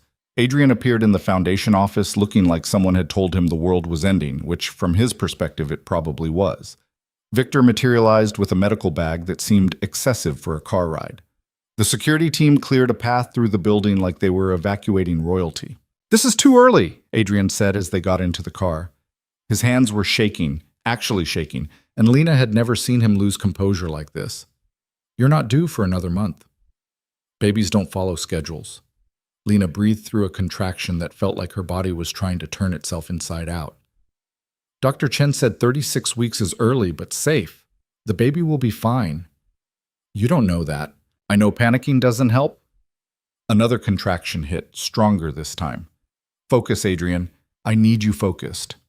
He took a breath, and she watched him pull himself together through sheer force of will. The shaking stopped. His expression cleared. He became the version of himself that handled crises, cold, efficient, in control. What do you need? He asked. Your hand. And for you to tell me something distracting. Adrian took her hand, his grip solid and grounding. Like what? Anything. Tell me about your day. Tell me about work. Just talk so I can focus on something other than the fact that I'm about to push a human out of my body. So Adrian talked. He told her about a merger negotiation that had gone sideways, about an investor who'd tried to lowball him and lived to regret it, about James accidentally scheduling him for 2 meetings at the same time and the resulting chaos. His voice was steady and calm, and Lena held on to it like a lifeline. They made it to the hospital, a private facility where Dr. Chen was already waiting. The next several hours blurred together in waves of pain and exhaustion. Lena had read about labor, attended classes, thought she was prepared. She wasn't. Nothing prepared you for the reality of it. The way pain built and built until you thought you couldn't survive another second. Then somehow you did. Adrian stayed through all of it, held her hand, let her squeeze until his fingers went white, murmured encouragement that was stilted and awkward but genuine. He looked terrified the entire time, but he didn't leave. "I can't do this," Lena gasped during a particularly brutal contraction. "You are doing it." Adrian wiped sweat from her forehead. "You're the strongest person I know. You can do anything. Easy for you to say. You're not the one." Another contraction cut her off, and she made a sound that was more animal than human. "Almost there," Dr. Chen said from her position at the foot of the bed. "One more big push, Lena. You're almost done." Lena pushed with everything she had left, and suddenly there was a sound, a thin, angry wail that cut through everything else. Dr. Chen lifted a tiny, red, wrinkled creature that was screaming its displeasure at being born. "She's here," Dr. Chen said, smiling. "You have a daughter." They placed the baby on Lena's chest, and suddenly nothing else mattered. Not the pain, not the exhaustion, not the complicated mess of the past year. There was just this tiny person with a scrunched-up face and perfect fingers and lungs that worked impressively well. "Hi," Lena whispered, tears streaming down her face. "Hi, baby. We've been waiting for you." The baby stopped crying, her eyes, dark blue and unfocused, seeming to find Lena's face. She made a small sound, almost like a question. "I know," Lena said, laughing through tears. "It's weird out here, but you're safe. I promise." She looked up at Adrian, who was staring at their daughter like he'd never seen anything real before. His face was white, his expression completely unguarded. "Do you want to hold her?" Lena asked. "I don't." He stopped, swallowed. "What if I drop her?" "You won't drop her. Come here." Dr. Chen helped transfer the baby to Adrian's arms, showing him how to support her head, where to put his hands. Adrian held his daughter with the same careful intensity he'd used on the practice dolls, but this time there was wonder mixed with the fear. The baby looked up at him, and her tiny face scrunched in what might have been confusion or concentration. Then, impossibly, her expression smoothed, and she made a small, satisfied sound. "She knows you," Lena said softly. "She can't. She's minutes old. She's been hearing your voice for months, feeling your hands on my stomach. She knows you." Lena watched them together, this dangerous man and this tiny person, and felt something settle in her chest. "You're her father. She knows." Adrian's eyes were wet. He didn't cry. Lena didn't think he knew how, but his eyes were definitely wet. "She's so small." 5 pounds, 3 ounces, Dr. Chen said. "Small, but healthy. Perfect APGAR scores. She's going to be just fine." "Sophia," Adrian said suddenly. Lena looked at him. "What?" "Her name. Sophia." He looked down at their daughter. "It means wisdom. I want her to be wiser than both of us." "Sophia," Lena repeated, testing it. It fit, elegant but strong, classic but not pretentious. "Sophia Voss." "Sophia Grace Voss," Adrian amended. "After your mother, if you want." Lena's throat tightened. "Yes, I want that." They stayed like that for a long time. Lena in the hospital bed, Adrian in the chair beside her, Sophia sleeping between them. The rest of the world fell away. There were no contracts, no obligations, no complicated histories.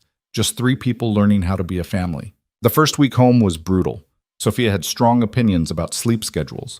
Specifically, she opposed them entirely. She'd wake every 2 hours to eat, scream her displeasure at being wet or cold, or simply existing, then finally collapse into sleep just long enough for Lena and Adrian to think they might rest before starting the cycle again. Adrian approached fatherhood the way he approached everything, with methodical intensity.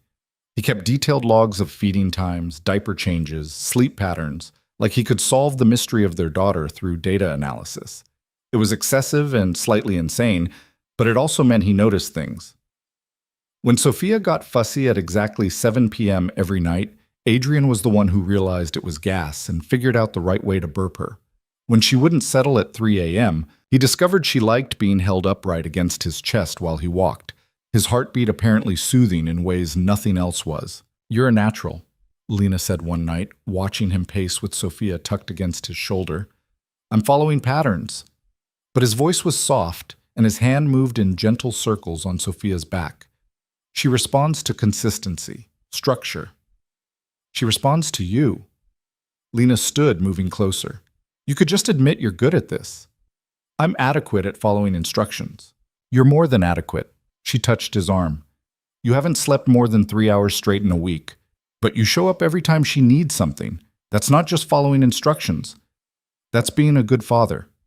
Adrian looked down at Sophia, whose tiny face was finally relaxing into sleep. "She's so fragile. I keep thinking about all the ways I could accidentally hurt her." "But you haven't, and you won't." Lena guided them both back to the bedroom. "You're terrified of making mistakes, so you're careful. That carefulness is what makes you good at this." They got Sophia into her bassinet, a process that required the stealth of trained assassins, and collapsed into bed. Adrian pulled Lena against him, his body warm and solid. 3 more months, he said quietly. Then the contract expires. Lena had been thinking about that. The year was almost up. Soon she'd have to make the choice Adrian had offered: stay without obligation or leave with the settlement and start over. "We should talk about that," she said. "Not yet." Adrian's arms tightened around her. "Let's get through these first few months, figure out how we work as parents. Then we'll talk about the future." It was a delay tactic, and they both knew it, but Lena let it go.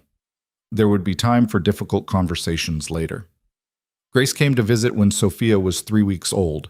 She walked into the penthouse and immediately demanded to hold her granddaughter, cooing over Sophia's tiny fingers and perfect nose with the kind of unrestrained joy that made Lena's chest ache. "She's beautiful," Grace said, tears in her eyes. "Absolutely perfect. She screams for 3 hours every evening and refuses to sleep more than 90 minutes at a time," Lena said. "She's exhausting." "She's a newborn. That's what they do." Grace looked up, and her expression was knowing. "But you love her anyway." "More than I thought possible." Lena sat beside her mother, watching Sophia sleep in her grandmother's arms. "Is it always like this? This terrifying?" "Always. From the moment they're born until the day you die, you worry about them." Grace smiled. "But it's worth it. Every sleepless night, every moment of fear, worth it for this." Adrian appeared from his office, stopped when he saw Grace holding Sophia. There was something vulnerable in his expression, something that suggested he wasn't sure he was allowed to interrupt. "Come here," Grace said, gesturing him over. "You should see how she looks when someone who shares her DNA holds her." Adrian sat on Lena's other side, and Grace carefully transferred Sophia to him. The baby stirred, made a small, unhappy sound, then settled when Adrian's hand came up to support her head. "You're getting good at that," Grace observed. "Practice." But Adrian's attention was entirely on Sophia, watching the way her face twitched in sleep. "Lots of practice." "The contract expires soon," Grace said, and the statement hung in the air like a blade. "What happens then?" Adrian and Lena exchanged glances. They still hadn't talked about it, kept pushing it off, pretending they had more time than they did. "We haven't decided," Lena said finally. "Then decide." Grace's tone was gentle but firm. "This baby girl deserves to know whether her parents are building something permanent or just playing house until the paperwork expires." "It's complicated," Adrian started. "It's not complicated. Either you want to be a family or you don't." Grace looked between them. "I know how this started.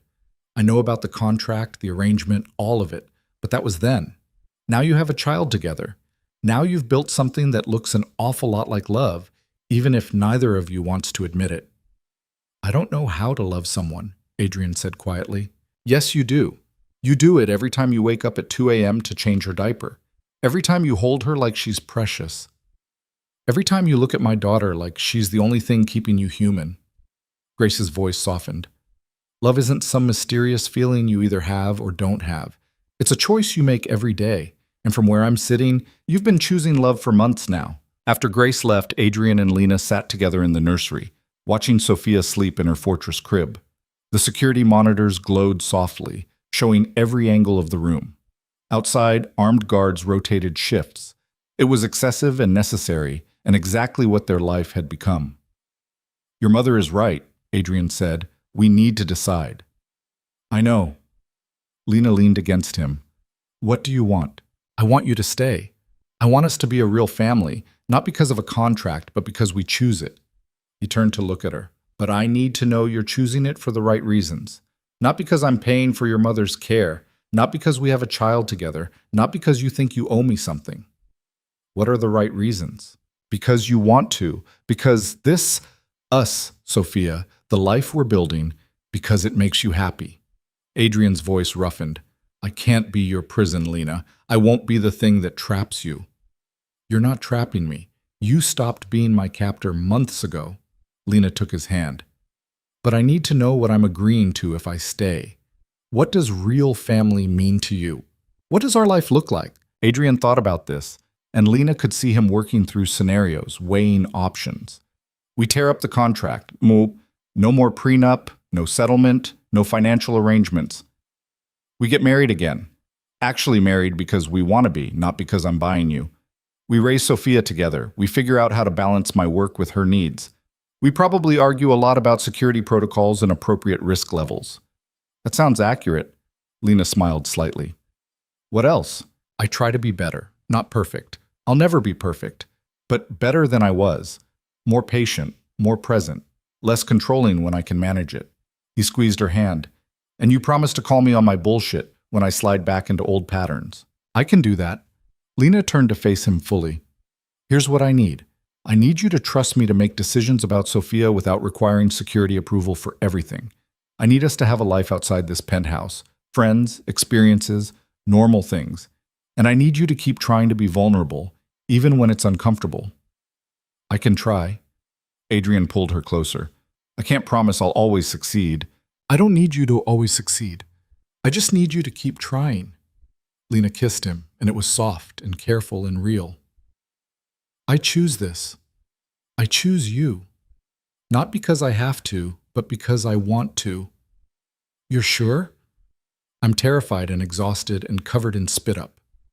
She gestured at her shirt, which had definitely seen better days. But yes, I'm sure. Adrian kissed her again, deeper this time, and when they pulled apart, his eyes were suspiciously bright. We should probably make it official. Tear up the contract, I mean. Now? Why wait? They found the contract in Adrian's office safe. 47 pages of legal language that had dictated their lives for the past year.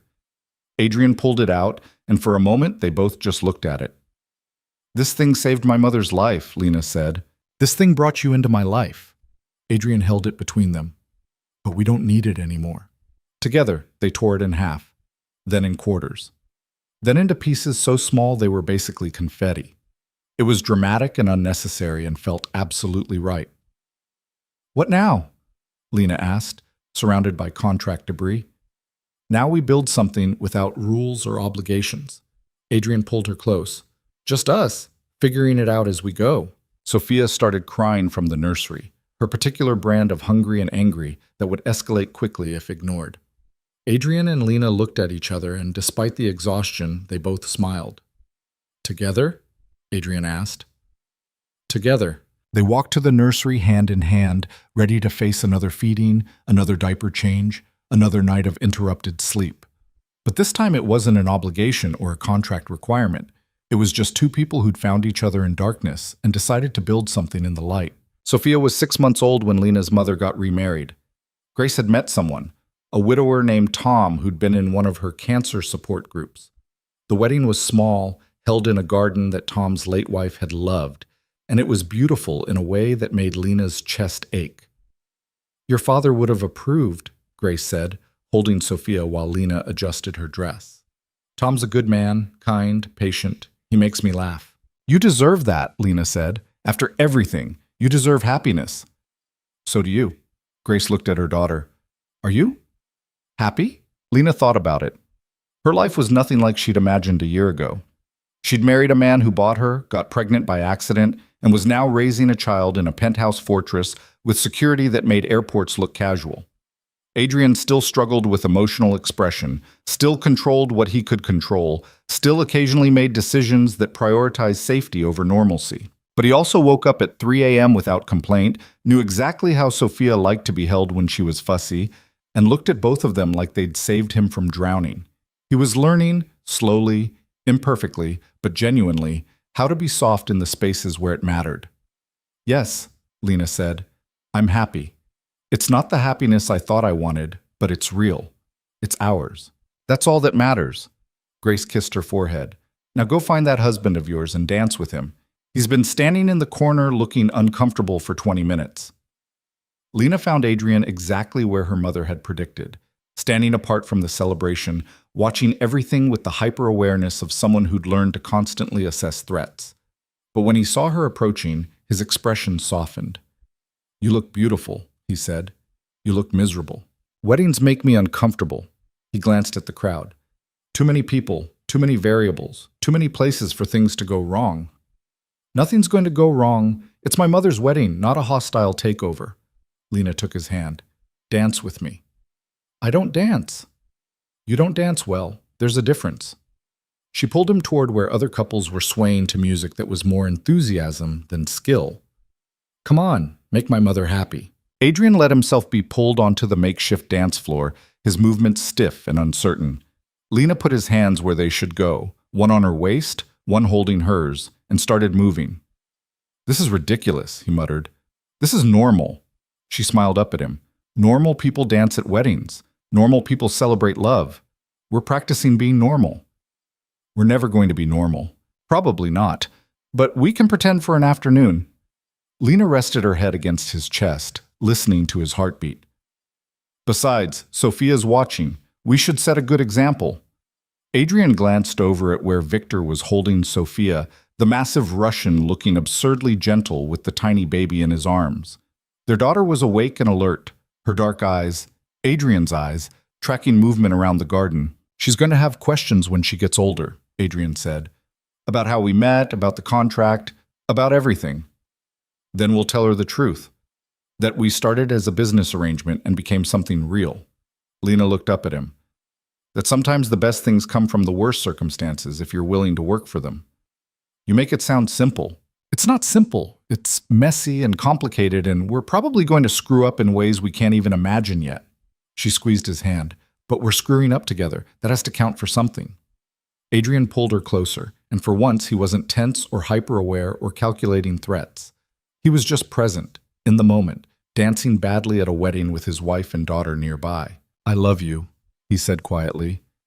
"I don't know if I'm saying it right or if it's what you want to hear, but I love you." Lena's breath caught. In the year they'd known each other, Adrian had never said those words, had never even come close. She'd made peace with the idea that maybe he couldn't, that the damage ran too deep. "Say it again," she whispered. "I love you." Adrian's voice was rough but certain. "I love you and I love Sophia, and I'm terrified every single day that I'm going to ruin this. But I'm going to keep trying not to. I'm going to keep choosing you, keep choosing us, even when it's hard, especially when it's hard." "I love you too." Lena felt tears prick her eyes. "You're difficult and controlling, and you make everything more complicated than it needs to be. But you're trying to be better, and that matters. You matter." They swayed together as the music continued, two damaged people who'd found each other in darkness and decided to stay. Around them, people celebrated love and new beginnings. Above them, the sky was clear and bright. It wasn't a fairy tale ending. There would be more arguments about security protocols, more nights of interrupted sleep, more moments when Adrian's past collided with their present. Lena would struggle with independence in a life that required constant protection. Adrian would struggle with vulnerability in a relationship that demanded emotional honesty. But they'd face it together, messily, imperfectly, genuinely. They'd build a family from the wreckage of a business arrangement, create love from the ashes of desperation. That night, after the wedding ended and they returned home, Lena put Sophia to bed while Adrian dismantled the excessive security he'd installed for the evening. She found him afterward on the roof, the same spot where they'd stood months ago when everything was uncertain. "Contract's been expired for 3 months, Lena said, joining him. "I know. We never filed the divorce papers." "I know that too." Adrian pulled her against him. "Are we going to? Do you want to?" "No." He turned to face her. "I want to stay married to you. I want to raise Sophia together. I want to figure out how to be a family without contracts or obligations or business arrangements. Just us, choosing each other every day. That sounds terrifying. It is. Adrian's smile was small but real. But we've survived everything else. We can survive this too. Lena kissed him, and it was soft and certain and full of promise. Below them, the city moved through its endless cycle of light and darkness.